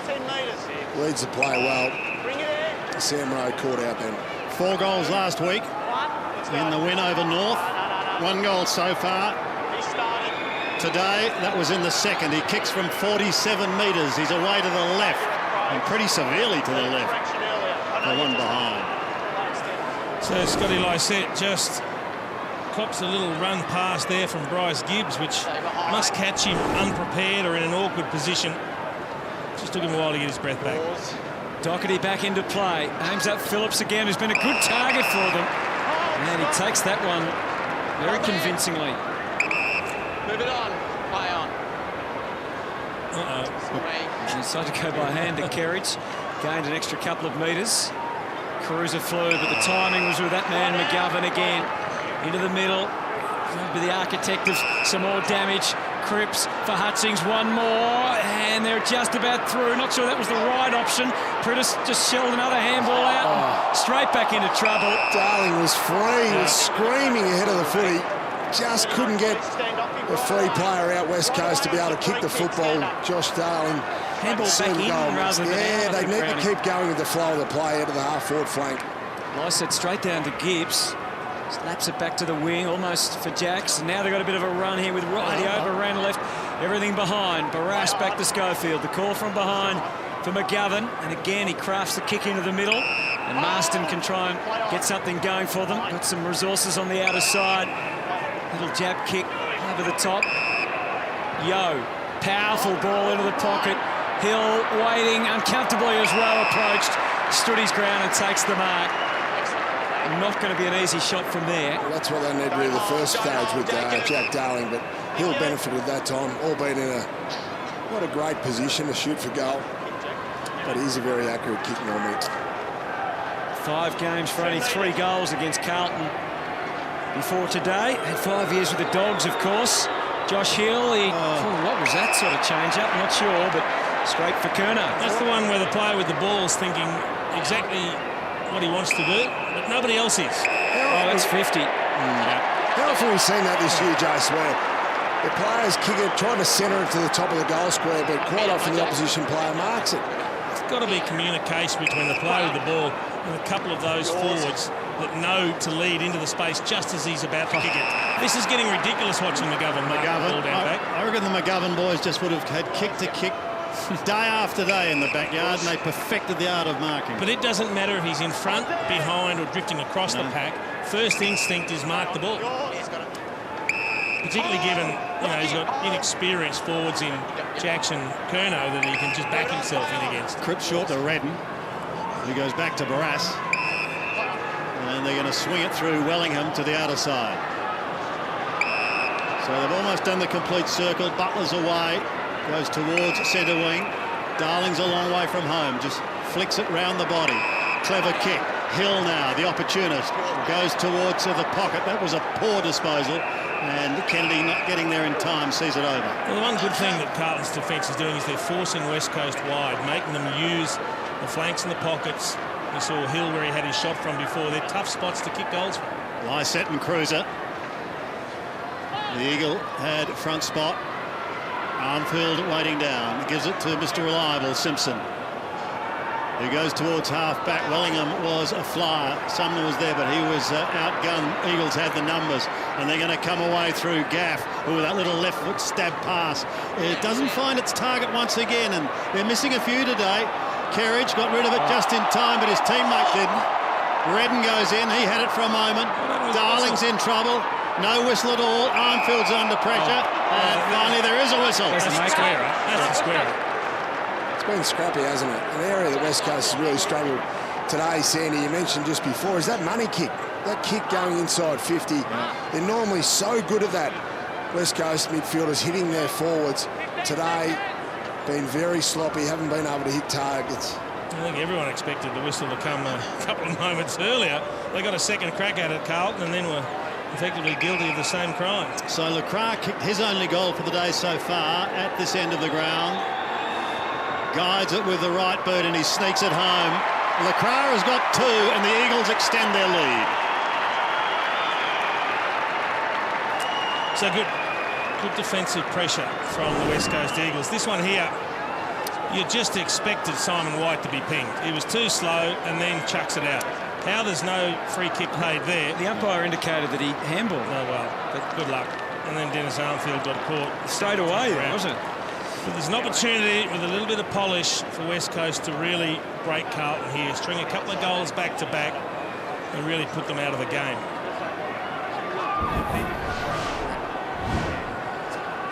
Mark Lacroix becomes the first multiple goal kicker in the match.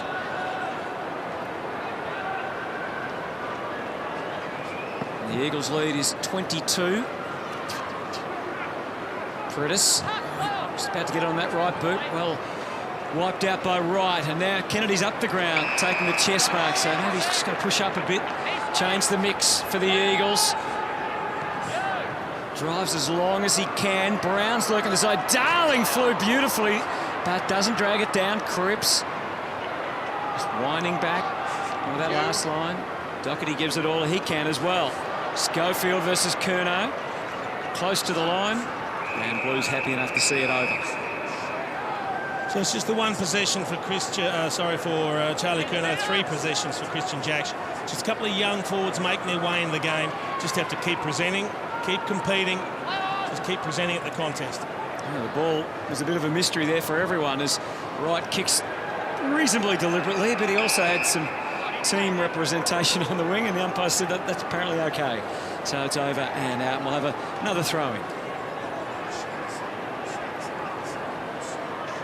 On the centre wing, Cruiser wins it to Cripps, who goes down towards half forward and just tumbles over the line, sneaking past Charlie Curnow, who, as Jason said, has had a pretty quiet day so far. Great education for those young forwards. When you're playing against a team that's as well organised defensively as the West Coast Eagles, and with marking defenders around them. Cruiser again sends it back from whence it came. So 22 points is the margin.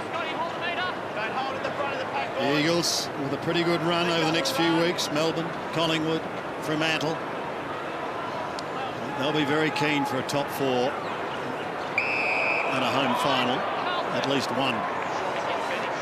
Curnow picks himself up, disentangles himself from Prentice, and has the free kick. This is Ed. 70 metres from home. Sets it up the top of the square. Big pack of players. Waiting down was Gaff. Got the hand pass away, and a good smother by Cruiser is going to keep the ball in the vicinity because it went over the line. We've got to throw it in the right forward pocket.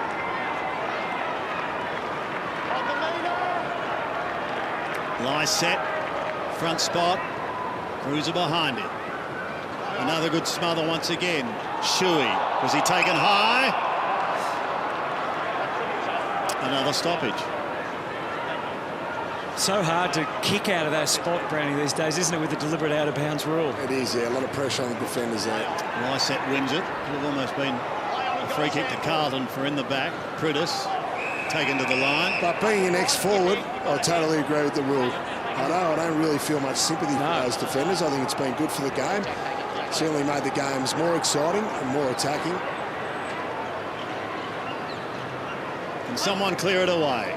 Here's Kerridge at the front of the pack. He gets taken to ground and finishes up with it on his chest. But Shuey on top of him. Really suits the forward press, though, Brownie, doesn't it? I mean, they put the players there, and it's trying to get past them is really difficult. Well, you can certainly play the centre corridor a little bit more when you're setting up defensively, knowing full well the players can't kick it out of bounds. Curnow working hard, Gibbs working hard, but all to no avail. Shuey's got him. Certainly. And another stoppage. Certainly can't kick it towards the boundary line.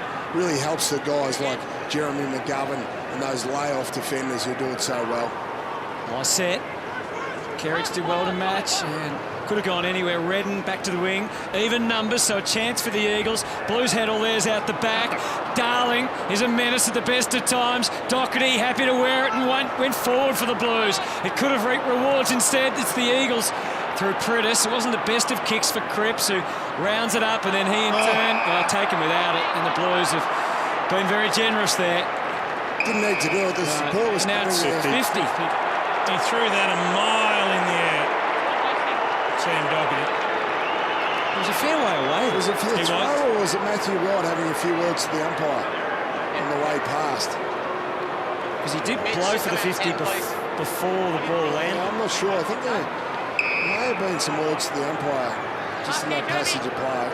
Anyway, we know what the result is, and it's Cripps lining up for his second goal. And it was a funny old shaped kick, but it's through for a goal for the Eagles. And that's a game-high 28-point margin now. Well, you can see Doherty having a chat to the umpire there with his hands out. So it's hard to say whether it was for the comments or whether it was for the throw. So there's the free kick for holding. Doherty's got the ball, gives it a little bit of air. That's a lot of air, but he's given that. Rucks in, please, Andy. You can also see Wright making some comments about the decision. Andy, come in, please. Andy. So Cripps becomes the second. You can just see there, Sam Doherty, the loose man in defence. That's because the West Coast Eagles are playing 7 men in defence, and it's mainly Luke Shuey who's running in off the back of the square at times. So Sam Doherty is the free, and he's always the deepest man there for Carlton, trying to repel West Coast attacks. Gibbs got it out, but it was McGinnity who got it away towards Wellingham, who finds Lacroix, gets a hurried kick under pressure, but that's okay. And the mark is taken by Hutchings. In his 50th game, Hutchings can go short. This is a real danger time for Carlton at the moment. Gaff drifts down into the pocket, but well spoiled, and we've got a throw in. Good work by Graham. The margin out to 28 points. And the Eagles threatening. Play on. Brown used the body well. Gibbs. It's a hurried kick back towards her centre wing. Barras is there. Butler gives it back once more to Wellingham. Wellingham sweeps it wide to Barras. He goes down the line. He's got to be accurate here.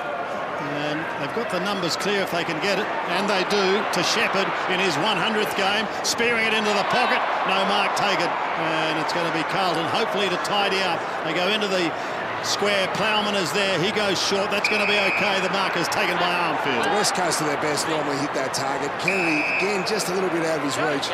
Down the line to Simpson, and they elude the interceptors for now, but they're still ahead.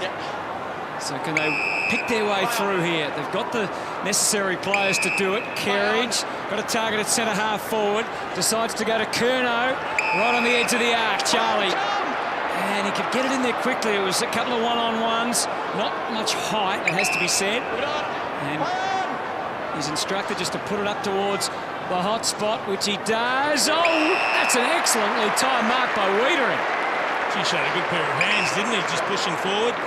What they did do was they got the ball deep forward without any of the regular talls being back. There are a couple of small defenders, none of the Keys, none of the ruckman, and Wiedering pushing forward. I think it was McGinnity was the only one there in the area. Well, he's never kicked a goal in AFL football, so a big moment here for Jacob Wiedering, 18 years of age.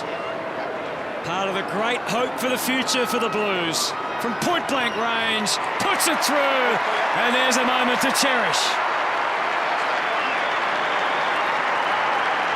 Battle manfully, Jacob Wiedering. He's certainly got a problem with his right calf or his right shin. Earlier on in the game when Zach Tui crashed into him, but he keeps ploughing on, and good work, and good to see him go forward, albeit on one leg here, Jace. We know that he reads the ball really well, especially for a young player in his first year. Nice bit of strength there. Was against McGinley, who certainly outsizes, but I'd like to see more of him in the forward line. Just add another string to his bow. So Jacob Wiedering becomes the fourth Carlton player to score.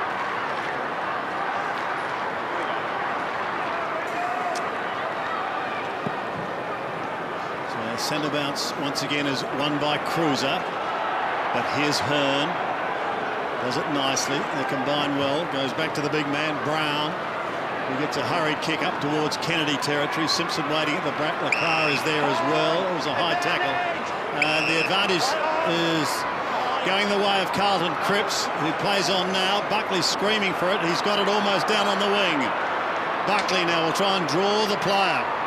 Then go wide towards Curnow. Charlie's kick. Short, that's going to be okay. Sumner, interesting hand pass intercepted by Hearn. Hearn goes over the top, that will be fine. Schofield under the pump, and he's going to be pinged high. High, said the umpire. High Great effort by Patrick Cripps. Came forward there, left his man. That's 50. And 50, yep. Yeah, Shuey didn't give the ball back. He just threw it around the mark. So we saw one at the other end that cost him a goal. Maybe an opportunity here for Patrick Cripps. And a chance for back-to-back goals, Jason, to bring Carlton back into this game. Yeah, I know Sumner made an error there with the hand pass, but at least he was trying to move the ball quickly, trying to create something. So, very quiet first half for Patrick Cripps. 5 possessions in a half of footy. You just don't see that from him. So the 4 touches in this third term, so this will be number 5. Chance to kick a goal. He's had a few quiet weeks. You just wonder if he is carrying something. But this is a big kick from just inside 40 metres. He started at left and that was never going anywhere else. A couple of quick goals. I mean, that's a bad miss. Puts him back basically at the half-time margin, and it's only 3 kicks in it, but can't afford to miss those. It's only his second kick for the day. 2 kicks, 8 hand passes for Cripps. Bring it in now, please. Hearn. Oh. It's a bit of a hairy kick, but gets there okay. Gaff. Just chipping it. Marston. Just tipping the kick and finds Shuey. Another little fend. Driving ball. Kennedy just off balance. He worked back where he saw the ball was going to drop. Lacroix v. Tui. Standoff near the line, and Tui wins. Gee, I thought he walked over the line. Crowd with plenty of plaudits for his effort. Schofield, now the Blues breaking. They swoop through Cruiser, and he handballs out in front of Sumner. And Curnow is on a path to goal, and Charlie's got the mark. 35 metres out, directly in front. Big kick for the Blues. A little bit of momentum their way the last few minutes. He worked hard for that. And what about Cruiser just charging to read where the ball was going to go, create the intercept, and then it was a long hand pass to space in front of Sumner. So Curnow kicked 3 goals, 2 in his 4 matches early in the year before he was ill. Both sides have missed some opportunities in front of goal, but not Charlie Curnow. And the Blues, suddenly, it puts some oxygen back into this game.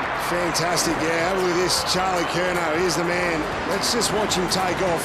He realised Carlton's going to win the footy, and away he goes. Let's have a look at the athleticism. Starts behind the West Coast player, but has really good leg speed for a big man, Jace. I really like the skates that he put on. You see him streaming down across the 50-metre line there. Was able to complete the mark, and a nice finish as well. Great play by a younger player. That'll give him confidence. A goal each to the Curnow boys, and they brought Carlton right back into this game. A 15-point ball game with just under 6 minutes remaining in the third term. Cruiser has to stand his ground, and he'll be asked to do the work again. No, the umpire's letting it go for the moment. Almost a chicken wing there on Jack Redden from Patrick Cripps. Had his left arm under control. Blood rule there, yep. Graham. Blood rule, Carlton. You go on. You go straight on. You go straight on. Let's have a look at the ladder as it stands at this very moment. You can see the importance of this game. With Eagles leading at the moment, they've moved to 44 and a percentage of 135.6. 0.1 ahead of the Sydney Swans, and they need a top 4 finish.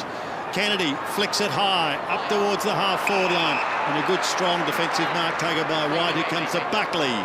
Buckley's on half-back. Marston's got him covered. And don't forget on that ladder, GWS only 3% behind who are yet to play. Yeah. So they need to open up a margin, West Coast. They don't want to just win, they want to win well. Yeah, percentage playing an absolutely crucial part for a number of sides, including Hawthorn. Well, there's 5 teams in the 130 percentile. 130% beside their name, so it's close. Jack's got it down towards centre wing, and Cripps, who's taken over the line by Yo. Cripps not appreciating the attention.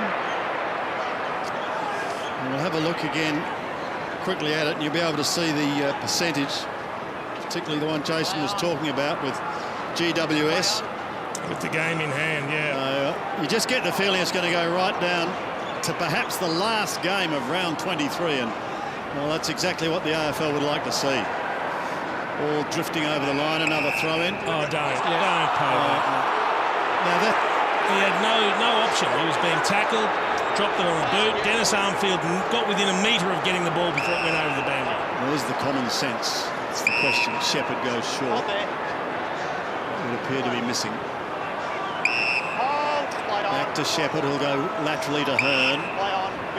Slight draw towards Gaff, then back to Hearn again. Luckily to 15 metres, just to Lacroix.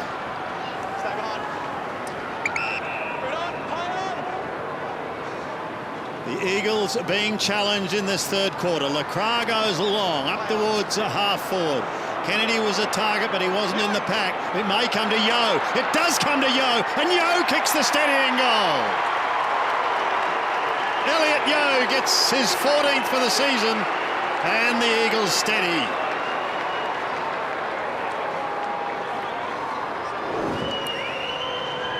Here's the deliberate. Well, he's got one hand held behind his back. He's being tackled and dragged to the ground. He has to get rid of the ball. So he's either got a handball or kick it, and he's facing the boundary line. So I'm not sure what they expect him to do. But the thing about Elliot Yo here was most times a player would get closed down in that instance, but he's got the speed and the power just to accelerate as he receives the ball. Had the confidence to do it.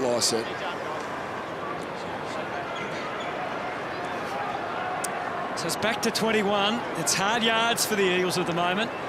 Still under pressure from Carlton. That goal might give them some respite, but the Blues have got confidence of their own. Gibbs shaping the kick to half forward. Cripps has gone forward to give them another target, and the ball worked over the line and out of bounds. 21 points the margin. Yeah, and Cruz is forward as well, so they don't have many tall targets down there. Cruz is there. Cripps is pretty good in the air, and then Silvani, who's more of a hybrid type forward for Carlton. See Wiedering still in difficulty with that right leg on the bench. Now Carlton fans are going to call for deliberate. Has to be. And they're going to get it as well. Well, at least it's consistent. Rowe you can ask. Brings it back in. Simpson, well-worn path around the zone. We've seen a lot of this today. Hasn't created pretty footy, that's for sure, but the game is tight. And the Eagles have got numbers and they're a gathering storm through the middle now. Man overboard is Luke Shuey. Doherty will pursue, but you would think in vain, and Shuey runs through another for the Eagles. Yeah, Luke Shuey's able to slip out the back. It was a really good smother of a handball. We've seen this a couple of times in this third quarter by the West Coast Eagles players. Just a handball out by Tui, was unable to get through. No, Wiedering was unable to get it through, and then Shuey, he capitalised really. This is a nice little tap. Pretty clever there. The ball was sort of floating away from him, Shuey. Was able to tap it back into his path. The chase to no avail by the Carlton player. 29 disposals last week for Luke Shuey against North, 17 so far today. And the Eagles very quick to answer. Nice set, back in the middle. Gets a kind run at the ball against Cruiser. But who's going to take it out of the middle? Prentice works hard for the Eagles. I love the vigilance before that created that goal of Josh Hill on the mark. I mean, there's ways to stand the mark. You can do it passively or you can do it attentively. And he didn't want them to play on, got a hand in, created the turnover, and that's why they kicked the goal. So underrated that. Yep. Hawthorn do it better than anyone in the competition have done for the last 3 or 4 years, Jace. Big part of their success. Buckley gets it out towards Gibbs, who goes even wider. Silvani in trouble. Socket off the ground, back in towards the middle. Marston tidies up. They give a little ground. They can come towards Wellingham. Wellingham's on centre wing. Phillips on the mark. The lead is on from Kennedy, and he takes a good mark. Wants to go, and that's a poor kick. It was after McGinnity, but it could well be a costly turnover. Carlton needing 1 or 2 before the three-quarter time siren just to stay in touch. Jacks gives it back. Cruelly. Gaff to Lacroix. Oh, Lacroix, he wasn't looking initially. Now he is. And this is another one to Yo. It is. Dribbles it through. And the Eagles score their 10th. See, they've made a couple of mistakes, the Blues, that have just killed them. Christian Jacks, who's spent most of the time forward, is playing back. So he's just looking for the little chip pass, intercepted. Gaff finds Lacroix, and Lacroix eventually finds Yo. Took his time, but it got there. Lucky that this ball didn't sit straight up in the air on that first bounce. Got a good true bounce, and Yo again. I bet you that's exactly what Yo would have been thinking when the ball was coming. How frustrated is Brendan Bolton? That little patch of carpet that weaves up is pretty well worn. Sometimes, Hutto, you just need to get away from the camera. Yeah. And that's so you can let out a few frustrations. Nice set, handed it straight over to Cruiser, who can give the Blues a chance to kick a late goal here if Kerridge can ever pick the footy up. Cripps came into the right spot again. Went for the delicate little operation inside 50. The Eagles swooping again, guess who? McGovern about to be mown down. He had his wits about him and they work it well. McGinnity now to Gaff, streaming through the middle, but a fumble. And against the run of flow, the Blues can chip it back and try and create out wide here on the members' side. Curnow is the deepest target, leads into the pocket. Let's see if Graham looks to hit him. He's still leading, he's almost in his face now. So they'll have to try something different. Cleared a bit of a path, and it was well hit, but it's not going to be an easy shot for Matthew Rice. No, but he led hard. He worked hard lead, to get wasn't to it, that Jase? space, and it was a good kick as well. Leading goal kicker for Carlton this year. It's been a good pick-up since getting picked up in the rookie draft, coming across from the Adelaide Crows. Both he and Kerridge have been excellent, really, haven't they? You wouldn't have expected 17 rounds in, Brownie, that this bloke's leading your goal kicking so quickly. You probably know you've had a tough year if you had to rely on Matty Wright to... And the other guy's been dropped, Andres Everett.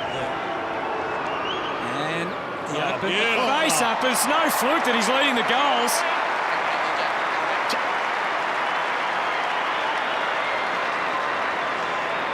Back to 27 points and still a little bit of hope for the Blues. If you're very optimistic. Just see here, no, we're moving away. You can see the top part of the screen. Matty Wright just comes through on the lead. This is a really good lead, a strong lead. Leads hard, gives the ball carrier an option or the kicker an option That draws the eyes of the kicker, and a good finish. Pretty tough kick too. 16 goals to Matthew Wright for the season. And that was a classic banana. They've got some serious bend on it. So time perhaps for another one if they can win it quickly out of the middle. Here's Cripps. Claim, not before he gets the hand pass away. They look towards the 50-metre line.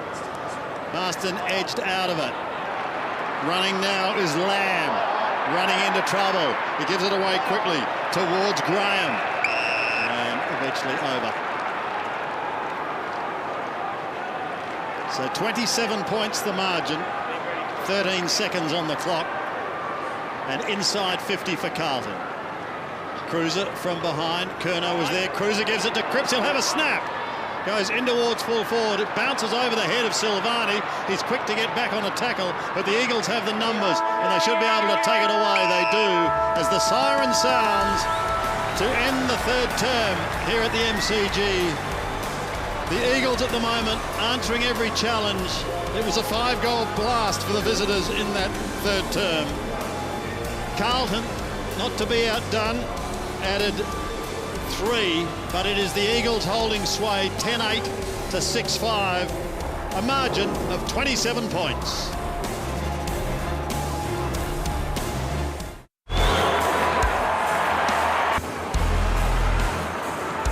The goals have been hard to come by this afternoon at the MCG despite perfect weather, but things finally opening up in that term. 5 goals to 3 in the West Coast favour, just when Carlton looked as if they would threaten. The Eagles were able to capitalise on some Carlton mistakes and take the margin back out to 27 points. But some of the young Blues getting in on the goal-kicking act. Silvani earlier and Charlie Curnow putting one through to give the Blues some hope. And still, they are an outside chance. 27 points the margin at three-quarter time. Their effort's been pretty good today, boys. Yeah, look, they nearly doubled their score in the third term, the Blues, but unfortunately a couple of errors gifted West Coast some goals. They've broken away, made a bit of a space, and now it's up to West Coast, Brownie, to go on with it. Yeah, it is. And I think the area that's let West Coast down, Jace, is just some of their kicks inside 50.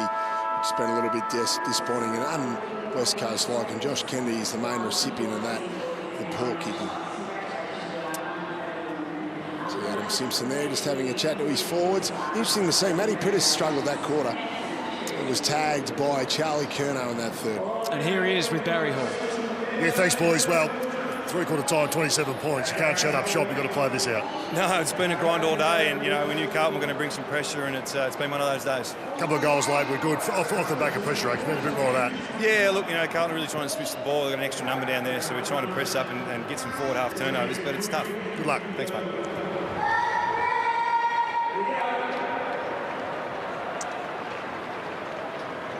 So 27 points the margin, and there we can see where their goals were scored in the last quarter. They're all good positions, aren't they? Close to goal, mostly corridor. Yep. And mostly on turnover, weren't they? Yep.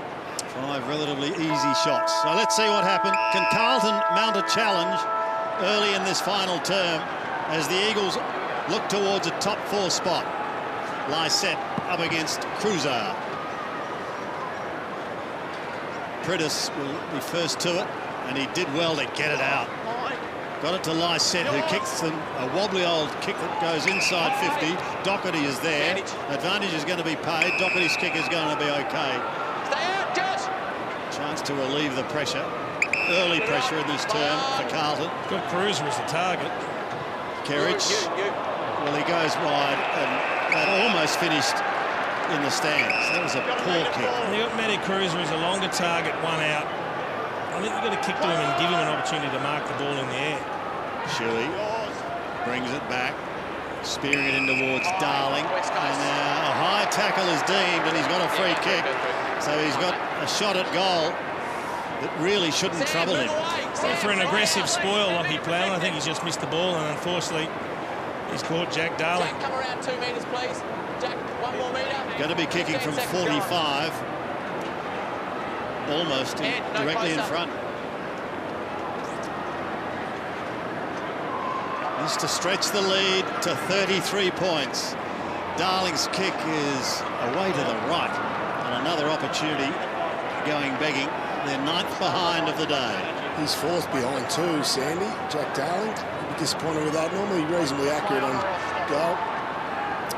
32 goals, 10 before today, Brownie, so that is reasonably accurate. Blues trying to get a bit adventurous and try something different on the way out. Doherty gave Armfield a good look at the ball, and he had some good help behind. Curnow, Doherty again had to get his alignment right. He's done that. They've worked their way through. Now Gibbs, equal numbers at centre-half forward, lies set in prime position to take the mark. Now Gaff, they can bound away again. He's out there filling a hole forward, Jacob Weedling, but he is very property the way he's running. Back inside to McGovern.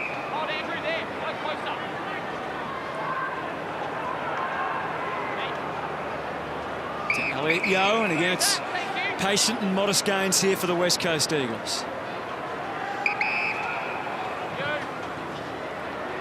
Shapes it for Shuey. Armfield had a piece of it. Curnow there in the mix. Stripped of it immediately. Prentice looking for some help. Didn't have it immediately, but now he has. Marston waiting. Trying to get the right kick. Plowman and good support from behind from Rowe. He's cleaned up his teammate, but at least won the footy and sent it back to Doherty. And now they can use Wright from that very last line as the Blues try and switch again and spread the West Coast Eagles. And they do to Simpson. Just pops it over the top. They guide it towards centre wing, but again, turnover proving costly because Shepherd is there. Sends it back to that area. Gaff takes a strong mark in opposition to Doherty. Now he gives it away very quickly towards Cripps, who's kicked a couple of goals. Pass was good, and they've got another shot through Jack Darling. Let's see what he can do this time. 0-4 is not what you want in the back of your mind as you're lining up a goal. Little one on your shoulder having a few words. Well, you're starting to have some doubts, and you're starting to put pressure on yourself, thinking, gee, if I miss another one, I'm in trouble. And it's those negative thoughts that tend to snowball. 45-degree angle. There you can see exactly what lies ahead of him. Oh, and now it's 5 behind. It's officially a man. Well, at least he kicked through that, though. He drove through the ball. It was actually one of his better kicks for the day. Cripps towards the middle. McGovern trying to do the work from behind. It's got to be man in front. Well, he's not paying it. Interesting. You've got to pay man in front.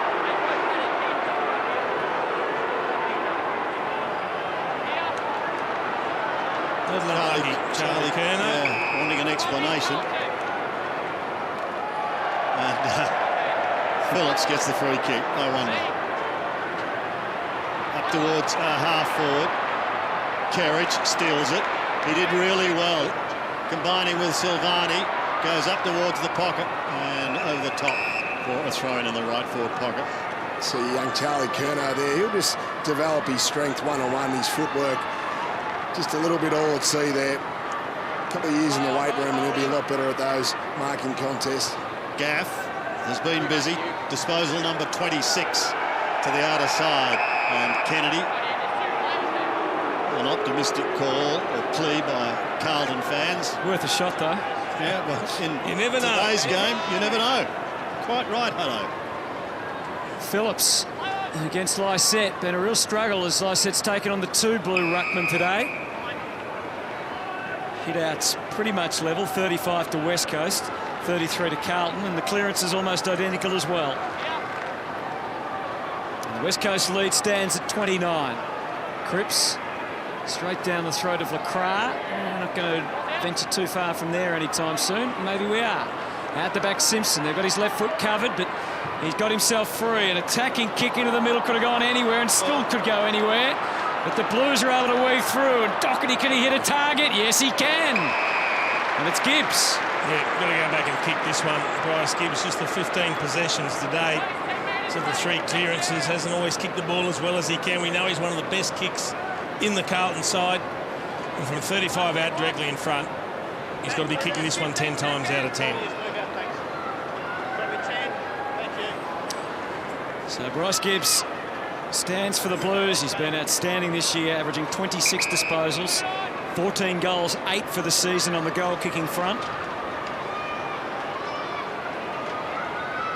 Picture of concentration. We've got the perfect view, and it's turning a little left, but it's as good as you can hope for. Right through for Carlton. Some hope. He's had a good year, Hutto, as you mentioned before. He was in All-Australian contention earlier on in the year, but that was when Carlton was winning games of football. They've lost the last few games, and he's up against some stiff competition for the All-Australian midfield, so he's probably dropped away from that.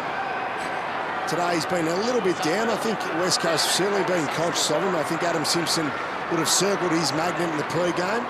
And so maybe not necessarily a direct tag, but would have told all the midfielders to keep a close watch on Bryce Gibbs. He's so damaging with his foot skills. There's a look at Bryce Gibbs' year. Yeah, and it probably highlights what Brownie's saying. That middle patch, round 5 through to round 10, he was on fire. Just tapered a little since then. Yeah, but a handy goal that just gives them some hope.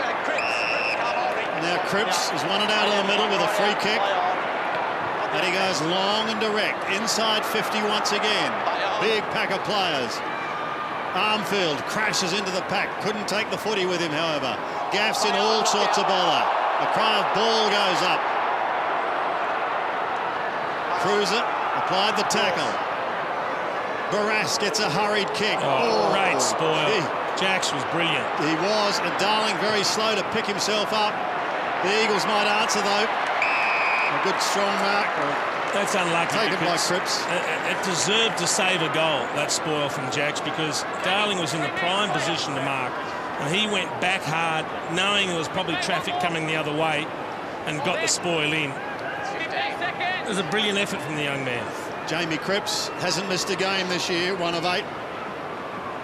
To achieve that feat, he's kicked a couple today, and he can be the leading scorer on the ground with this kick. Swinging away to the right, but sneaks it home. And there's the steadier once again. They always seem to be able to find an answer and find it pretty quickly. He's one of the most important players in the West Coast lineup, and very few people talk about him. Gives great length between the midfield and forward. He can go on ball, he can push up the ground, but he's also a proven goal kicker. He works hard, he's got good leg speed, and normally finishes pretty well. I think they're always a chance, West Coast, when they've got so many goal-kicking options. Cripps, capable of 30. We know Josh Hill is, and then, of course, Kennedy and Darling in that forward line, and Lacroix. So very dangerous forward line, including him. Not just 3 goals, but 7 tackles for the goal kicker, Cripps. So he's played his part for the Eagles, and the margin of almost 5 goals has been restored. Brown still in the ruck at the moment for the Eagles, so they'll be doing well to win some clearance during that time. Cripps, and again the extra number has been very significant at both ends, it has to be said. Certainly allowed Carlton to make scoring much more difficult for the West Coast Eagles today. That's right, and Sam Doherty's taken 10 marks at the other end as that loose, Hutto. Not a bad spot to play, is it, if you've got the attributes? Yeah, you do have to read the play well, though. You do have to position yourself correct. Plowman paused before kicking to Armfield. He still gets it there. And where to next for Dennis Armfield? Schofield to try and spoil. Curnow, what a mark! And he has looked likely.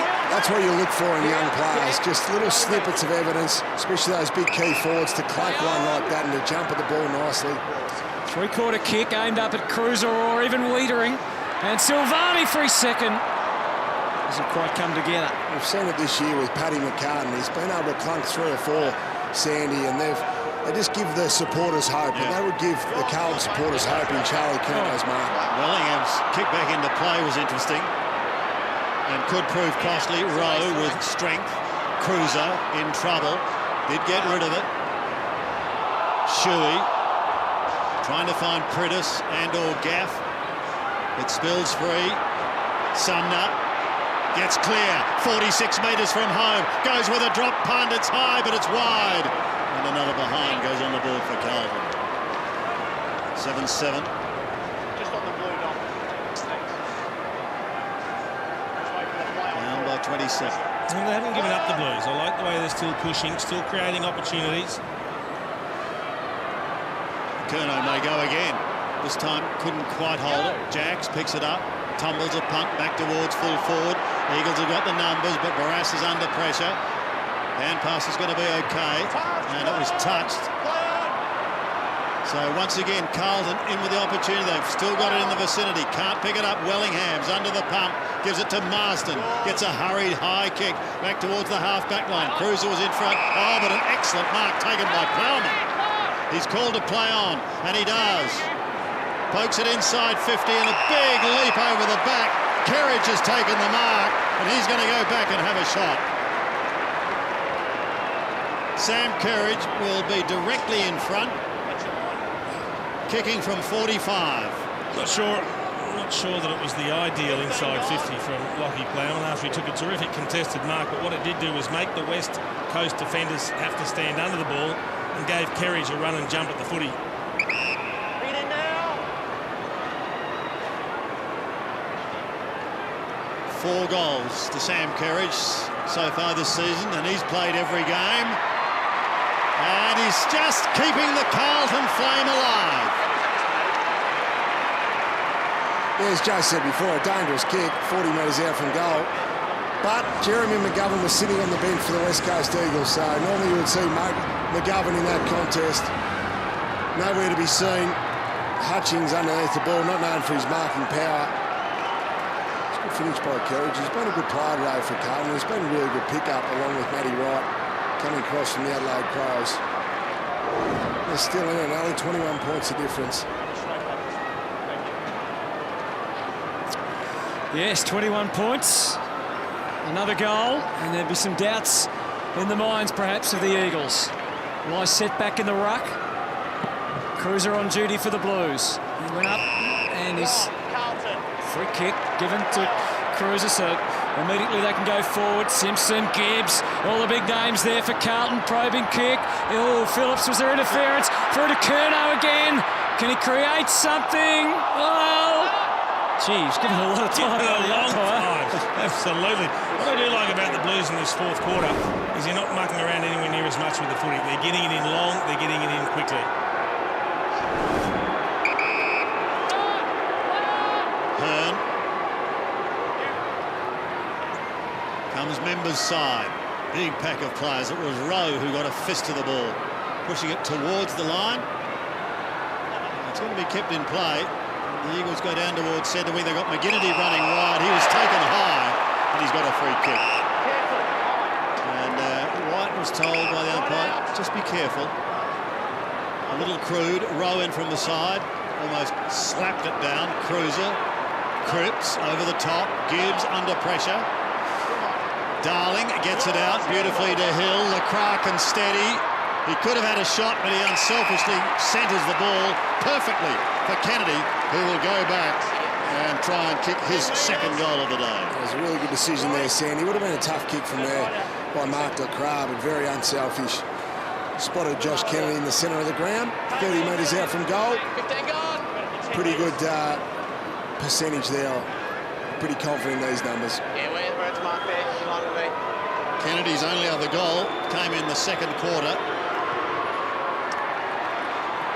And he snuck that one home as well, so he's got 2. Just. Once again, the Eagles having this ability to answer. Well, we nearly put the mocker on him there. Good play there. It was unfortunate there for Carlton because Cripps was there and he just couldn't get his arms free to get the clean handball away. West Coast had numbers streaming forward. Good decision in the end. Just snuck it in. Too clear now, the Coleman. Josh Kennedy.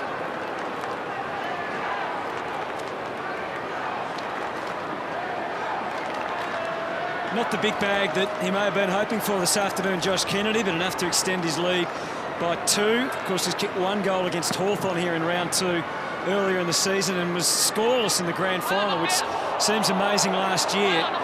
So he's probably missed a chance to get a big bag this afternoon. Lysette cobbles together a bit of a kick, but pretty easy fodder for Ed Curnow. Blues on the job again. A bit of a tease of a kick across to Armfield, run from behind, but then the fumble came with it, and he just was able to dig out a handball. Doherty and Simpson, well done to Gibbs. He's got plethora of options inside. And Cripps and Buckley can work it out amongst themselves, and it's Cripps to have the shot. Found a bit of space in the corridor in this last term too. It's about the third mark in this general sort of area where they'll have quality shots for goal from 35, 40 out, almost directly in front. And once again, a goal here, and Carlton are edging closer. West Coast have had the answer each time up until now, but they keep asking the question, the Blues. Cripps puts through another one. That's his first. And it's back to 20. Yeah, good finish there by Patrick Cripps. And you see West Coast tiring a little bit now, and it's opened up some space for Carlton to move the ball a little bit quicker, Jace. First half, you saw the Eagles set up their zone really nicely, and Carlton had really slow ball movement. Starting to open up for them now, and really taking the game on, obviously behind the scoreboard. Good to see him spend some time forward. He is 6'4". He's a big midfielder, can take a mark. Time not yet a factor in this final quarter, and it's worth remembering that the Eagles have won just 4 games from their last 19 here at the MCG, and that's going back to 2008. Phillips, Cripps, Gibbs, they go charging forward again. Carlton up the half forward, and another big mark. What is happening here? Because Wiedering, who's on one leg, is going to go back, and he can bring them to within 14 points. And again, it's just extremely simple football from the Blue. Get it and pump it in long and quick. Try and put West Coast under pressure. I love Patrick Cripps. He's had a terrible first half, didn't touch the ball, but he just keeps working away. Only a second-year player, shows tremendous mental resilience to be able to fight back like he has. Now a huge kick for Carlton, and Wiedering going for his second goal in the second half of this game, and he's got it. Carlton aren't done with yet. Another player with really good resilience, Jace, is Wiedering, who stayed out in the field. I'll tell you what, Brownie, for a defender, I reckon he's got a very simple and effective kicking style when he's lining them up. He has very played simple, very relaxed. He has gone forward as a junior. Yeah. But he looks very, very comfortable in front of the white sticks. A little bit of body work there on Brass. Good pair of hands. It's just a short, simple, relaxed run-up. Kicks through the target. Well, the crowd just got active. Yeah, that's the little trigger that's been pulled. The crowd know that West Coast are vulnerable. There's so much on the line. Percentage, points, percentage you can forget about. It's about winning now. Carlton are really coming with a rush at the MCG, and they're doing it out of the middle time and time again, and Gibbs is a big part of it. Flicks the handball to Tui. He's a monster kick, putting the Eagles' defence under all sorts of pressure. McGovern goes for the fist. It's a big one, but the contest not dead yet. Curnow comes in, and he's wrapped up smartly. Well, it was interesting that their percentage has dropped below that of Sydney now, and they would only be 5th should they win with a margin like this. Well, they've got to make sure they win first and foremost. Gibbs, Sumner gets mobbed. Gee, they've been quiet all day, and the crowd's all of a sudden come to life. They've got plenty of voice. Not sure if the Vice President's still here or not, but this game's got very interesting all of a sudden. The ball could go anywhere. And it's the youth, the excitement of the Carlton future. Just Cripps. Oh, he has paid it. Gee, Bryce Gibbs told him about it, and then he said, yes, I agree. And look at the Carlton fans in the aisle. There's high fives everywhere. They can smell something. Oh, it's been a good battle all day too. Matty Prentice after quarter time has gone hard for Patrick Cripps in a one-on-one role. Patrick Cripps been able to work his way back into the game. It's probably there by the letter of the law. So Cripps to put the margin under 10 points. He's kicked 1 goal, 2 from 3 very regulation set shots, Paddy Cripps. And I hope the Vice President has gone home, Hutto. I'd like to get home before tomorrow. Oh, dear. Gaff gives it to Barras. He goes high down the members' wing towards Lysette. Lacroix at the bottom of the pack. Rowe on top of him. Gibbs there as well.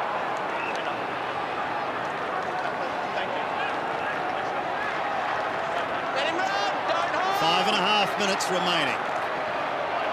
Lysette had a swipe. Phillips had a fresh air shot. Lysette gets another opportunity. A left footer that's barely 15 metres. Going to be paid, however. And the 50-gamer, Mark Hutchings, has it on centre wing. Called to go now. And he does. Kennedy the flyer. Got a hand to it. Plowman at the back. Well tackled. One arm pinned. And another stoppage.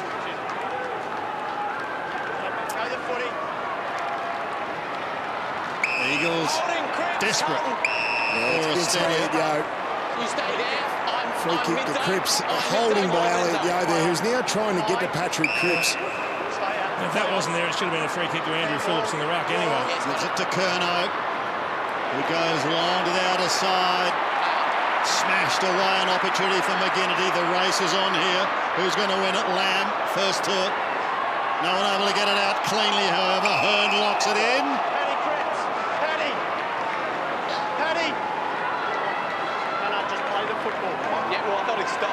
Simon White, last man up.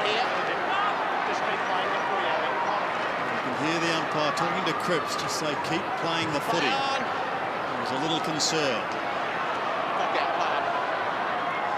Again, very quick to form.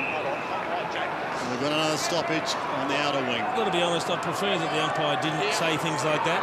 Just watch them, and if he goes too far, pay a free kick. Then, yeah, exactly right. What are you going to do? Hutchings watching Cripps closely. Still, there's a little window open for the Blues if they can win it forward from here. It's going to take a little while, though, because Gaff puts it on the Eagles' terms for Marston. And that's going wow. That's a big 50. That is a big 50. Well, the umpire's got to make a determination. Is it in the process of marking, or is it too late? Well, I think that's line ball. He's a little unlucky. That's a line. Mark's there. He's shaking his head. Well, it was a poor decision. Obviously, close game, 13 points of difference. just 3 goals, 3 for the season for Chris Marston. Bit of claret from the eye, that's all taped up. Not a really noted goal kicker. But this one just to ease. Oh, he doesn't think he can make it, so he sets it to the square. And, well, again, no coordination between what the kicker's going to do and the rest of the forwards. And the Blues dodge one. And now they're on the march again. Tui hands it straight back. Now Darling not prepared to have a shot. Can't hit the side of the barn door at the moment. And he pays the penalty, and the Blues pounce, and they're still running, and they're still having a crack. Carlton through the middle. Gibbs, let's see what they can formulate here from the wing. Arnfield, pressures go, and gives it straight back to Barras. Still they come with Silvani. The Eagles need to steady, and it's McGovern who does that, and off to Wellingham, and now they can gather on the wing. They decide to keep going. Marston out wide for McGinnity. There's Blues clamouring all over him, and the ball is back over the line and out of bounds. Even if they create the opportunities, you wonder whether Carlton have the polish at critical times under pressure just to do enough to get it done. And time now a factor for the Blues. Under 3 minutes remaining. Another throw-in. Not happy with the boundary throw-in there. That's all right. That's fine. Choose a few seconds off the clock. Just got to get his radar a bit more on track. Come in, boys. Set. Phillips, Shuey, a high tackle, and the Eagles given away the free kick. Advantage was paid. Really didn't advantage Silvani, who's ripped to the ground after taking it from Gibbs. Easy.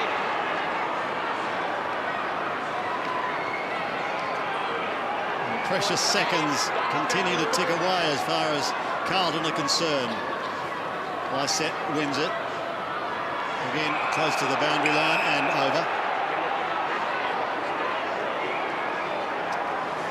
So Adam Simpson on the verge of seeing his side win just their 5th game on this ground since 2008. It really does sound quite extraordinary. Lysette pokes it down in front. Curnow, fierce tackler. You had Prudis locked up.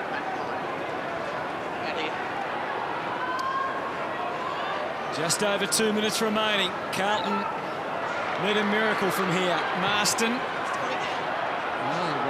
It's been good, Rowe. I reckon he's done a terrific job today. He's defended grandly, hasn't he? Crossed that last line. And a quality player in Kennedy. Plowman almost got himself into difficulty, but finds a way out. And Tui hits Doherty, who darts from half-back. All straight lines are required now for the Blues. Barras not quite. Right, waiting for it. If a Carlton player happened to get it and flick it forward, that doesn't eventuate. Wiedering, they might get it out the back. Curnow, and McGovern will take his umpteen. No, he doesn't take the mark. Handball away to Hill.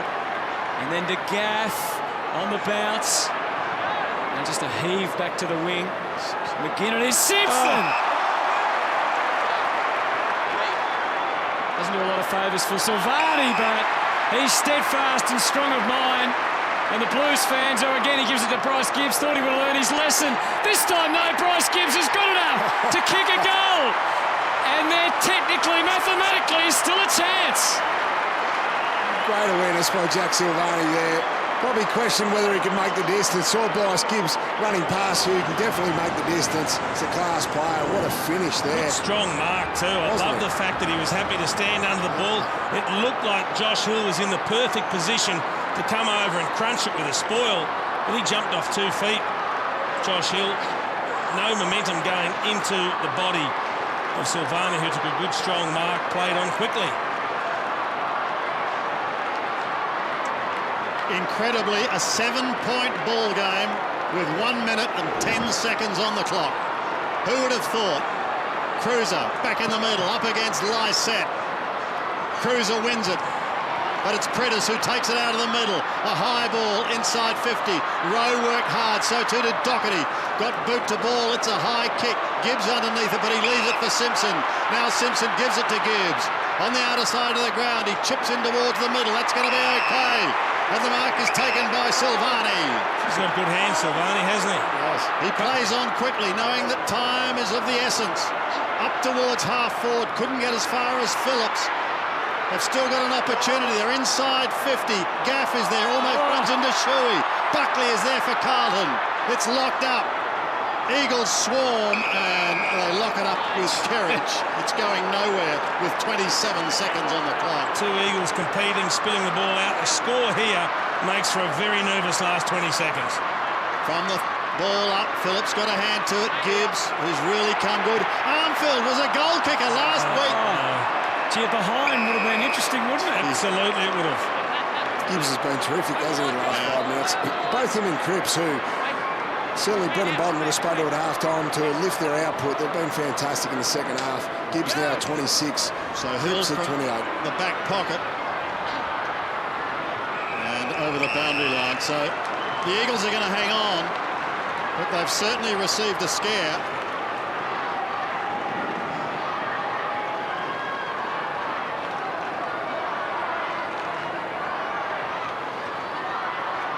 Cripps at the back did well. Armfield hurriedly. Hearn, the effective spoiler, pushing wide. And there is the siren. They tried valiantly, but they just couldn't cut the margin in the end. The Blues got to within 7 points. That's the closest they've been in this game for a long, long time. And the Eagles finally register their 5th win on this ground in the last 8 years. Yeah, no, certainly Adam Simpson would have liked a little bit bigger margin, I suppose, if you want to call it that, on the scoreboard. But I think Carlton were pretty impressive today. One of those guys, Jack Silvani, was good. Look at that, Adam Simpson looks like he's lost, Brownie. Yeah, he's not impressed. There's a few smiles there, but I don't think they'll be thrilled with the job today. They need to come in and bury a side when they get in those situations. I think those guys will be having a fair discussion, the West Coast coaching group. They're really struggling when they come to the MCG, they come to Victoria. But Carlton were good. Carlton were a lot better than we've seen the last few weeks, especially some of the younger forwards. They were really good. Jack Silvani was exciting. Wiedering toughed it out, and even Charlie Curnow was able to take a couple of marks. Just seeing some good signs from some of the Carlton youngsters. Let's join Barry Hall with Mark LaCroix. Baz? Yeah, thanks, boys. Well, a nervous finish for you guys, but got the 4 points. That's the main thing. Yeah, definitely. I mean, we'll take the 4 points, but, credit to Carlton. They finished the game off better than us, and, got a bit nervous towards the end there. Yeah, they've certainly improved, Carlton, haven't they? Just kept coming all day. Yeah, I mean, they got a pretty mature group, and they seem to have tackled their new game plan pretty well, and like I said, mate, they finished the game really well, and there's some really good signs there for them in the future. There's a lot been spoken about you guys playing away from home and not winning games. Good to get this one in the book. Yeah, I mean, they're a real contested side, and we'll take any wins that we can get away, and it's good to be out here on the G again and get the experience, and hopefully we can keep getting them. That was a midfield again, doing it pretty scaff. All those Shuey dominant again today. Yeah, I mean, they're workhorses for us every week. They cop a lot of attention, and finding it probably a little bit harder now without Nick, but boys are getting it done, and Carlton really came at us in that last quarter. Their midfield was really good as well, so that was a good battle. Go and enjoy. Cheers, mate. Yeah, he was busy today. Leclerc, 18 disposals. Not as many as we often see him pick up. Didn't do their percentage any favours. No. Didn't make it into the top 4. And, of course, GWS, who will play later today at the Gabba against Brisbane, will be looking to jump over them if they can get more than 1.7% advantage from that win. Do you discount West Coast if they don't get a final at home? I would, yes. Yeah. I think it's vitally important to them. If they want to go deep into the finals, absolutely. Their away record has shown that, especially over here in Victoria, they've struggled. And he did mention, though, Nick Naitanui, and he's crucial. We're just going to see when he comes back how much he improves West Coast. And one of the guys he'll be tapping down to is Andrew Gaff, who's down with Barry Hall. Yeah, thanks, boys. Well, it's a weird old game and pretty hard to score today, but good to get that one. Yeah, it's a relief. I mean, they came pretty hard. You can see in the last quarter, Doherty and those blokes running pretty hard. And, nervous times for a bit in the last quarter, but it was funny. We felt pretty comfortable halfway through the last, but when we kick a few goals, it's tough. So it's a relief to get it in. What was the message at 3/4 time? I spoke to Adam Simpson, and you had to play that one out, but Carlton just kept coming. Yeah, definitely. I think we played pretty well that third quarter. Used the ball pretty well, and we tried to do that in the last, but Carlton's pressure and their run was pretty good for us, and that's something we want to address pretty quickly. And you kept that eye on the top 4 spot now. Every game's worth its weight in gold. Yeah, that's right. The games get harder this time of year and harder to fork out a win. So it's pleasing that we can get the job done despite not playing overly well. Melbourne next week, another big one. Yeah, they're playing well at the moment too, so going to have to play well again, and they've got some big boys up forward, so got to stop them, but we feel pretty good at home. Go recover. Thanks, mate. Thank you. Andrew Gaff mentioned Sam Doherty's having a fantastic season. Picked up 27 disposals last week in the 10-goal loss to Adelaide. 32 today to be the most prolific ball winner on the ground. As we look ahead, it's a pretty good month ahead, yeah. Apart from round 21, they'll certainly start favourite in those 3 matches. Collingwood's improved in recent times. Melbourne will be tough. I'd expect to account for Freo, and then what could shape the 8 GWS at Spotless. Yeah, it's very, very interesting, isn't it? They were challenged today. They managed to hang on. You get the feeling if that final quarter had another few minutes in it, it could have been a different story. Not to be. The Eagles successful here at the MCG, winning a tight one over the Blues by 7 points.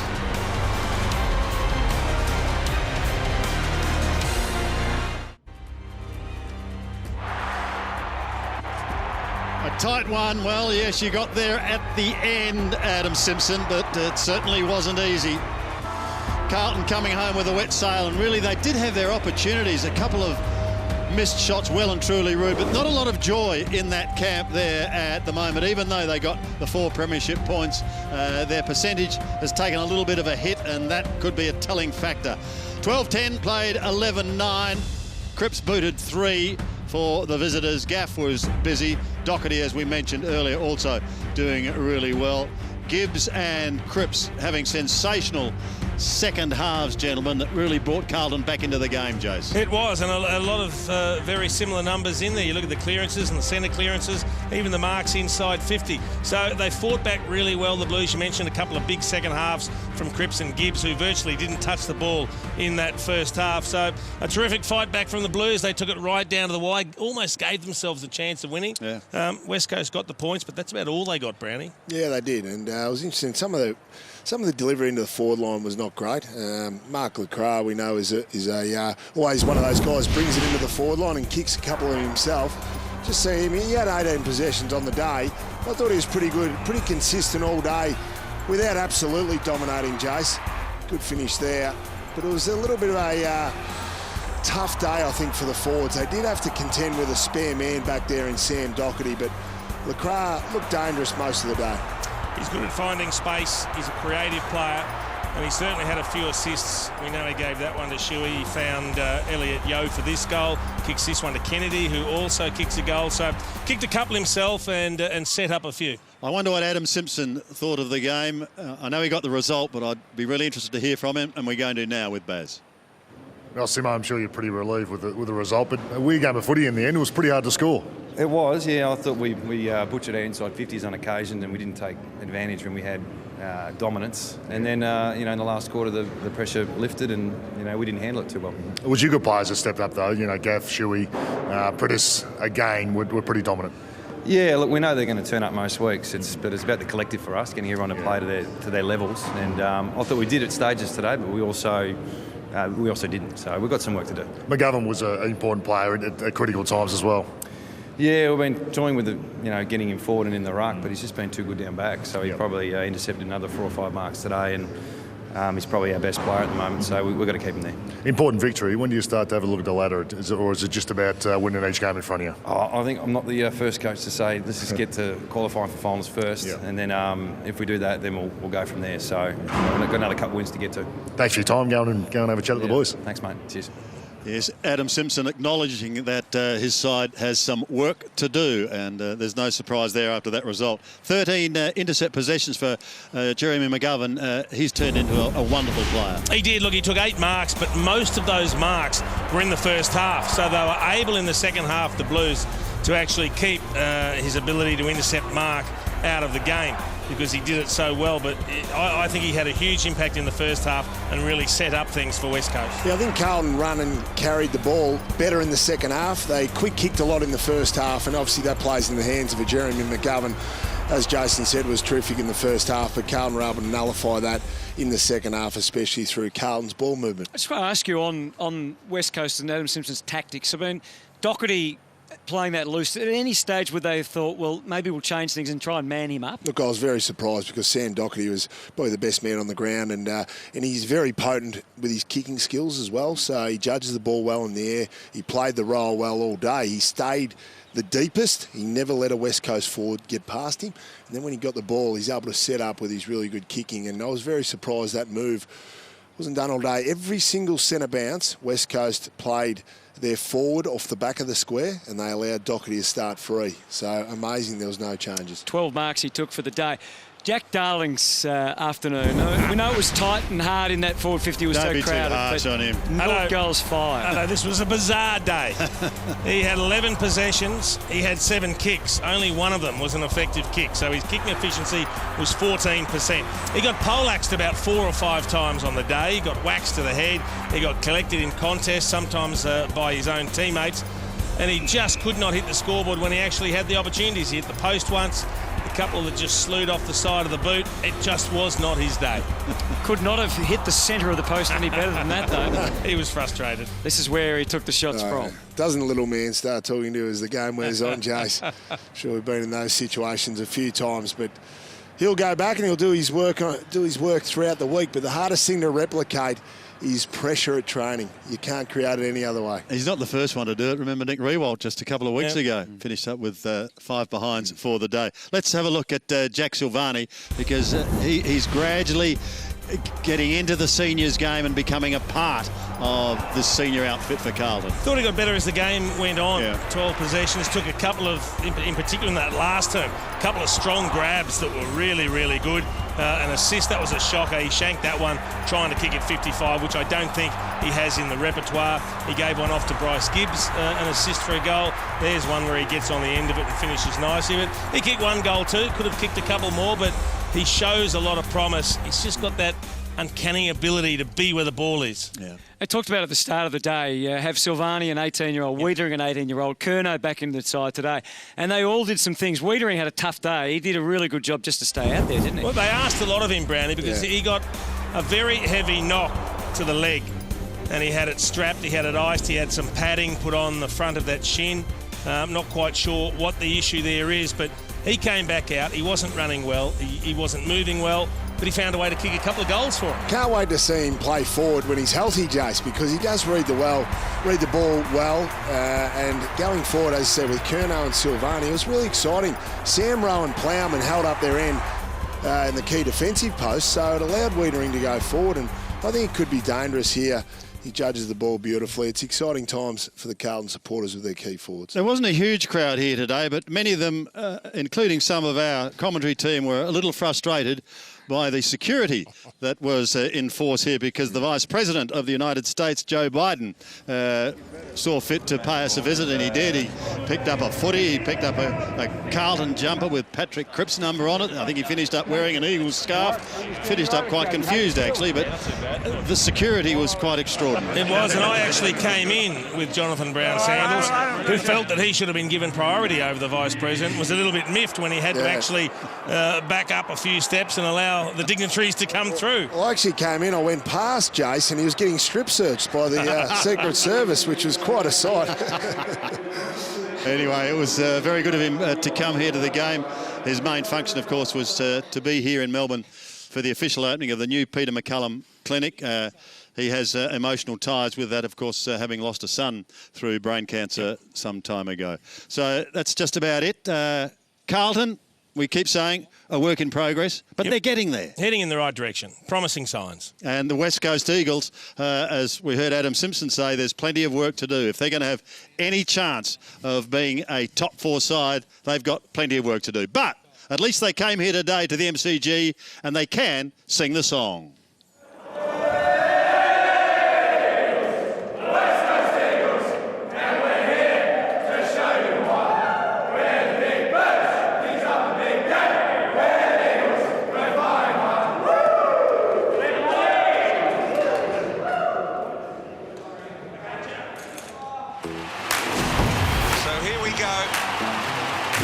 Just a great champion of the game. 2 on 1, 2 on 1. Danaher! Oh, baby! Eddie fooled them all. Escaped. Eddie bets. Eddie bets. Extraordinary. Extraordinary. Here's Stevie J on cue. Well, they are. Can you believe it? Who writes this script? Oh, there we go. Went from the impossible angle. How does he handle the moment? Perfectly. But he's back. Oh! Wind to Parker. Parker, sky high.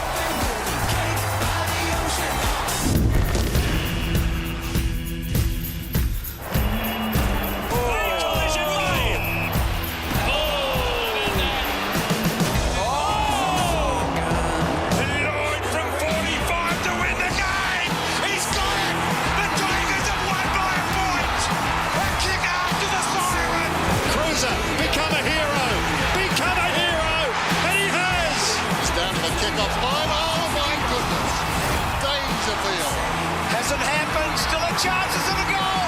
It is. The Pies are in front. Play goes. Oh! The siren sounds. Melbourne have done it. And he rides it home. What a beauty. Hawthorn into the top 4 for the first time this season. The champs make their big move in 2016. Some of the big moments so far this season, and the best news is the best is still to come here on Fox Footy. Looking forward to it. A big afternoon this afternoon. I want to see what GWS can do to the Lions. They have an opportunity to jump into the top 4, but Brownie, the Lions need to answer. They do need to answer, make sure they don't get blown out. Just need to be competitive. They were better against the Gold Coast Suns last week, but tough to expect an upset. They've been in the news, so let's see how the players respond after a big week. That's it from the MCG. Let's go to the Gabba and our team, led by Dwayne Russell.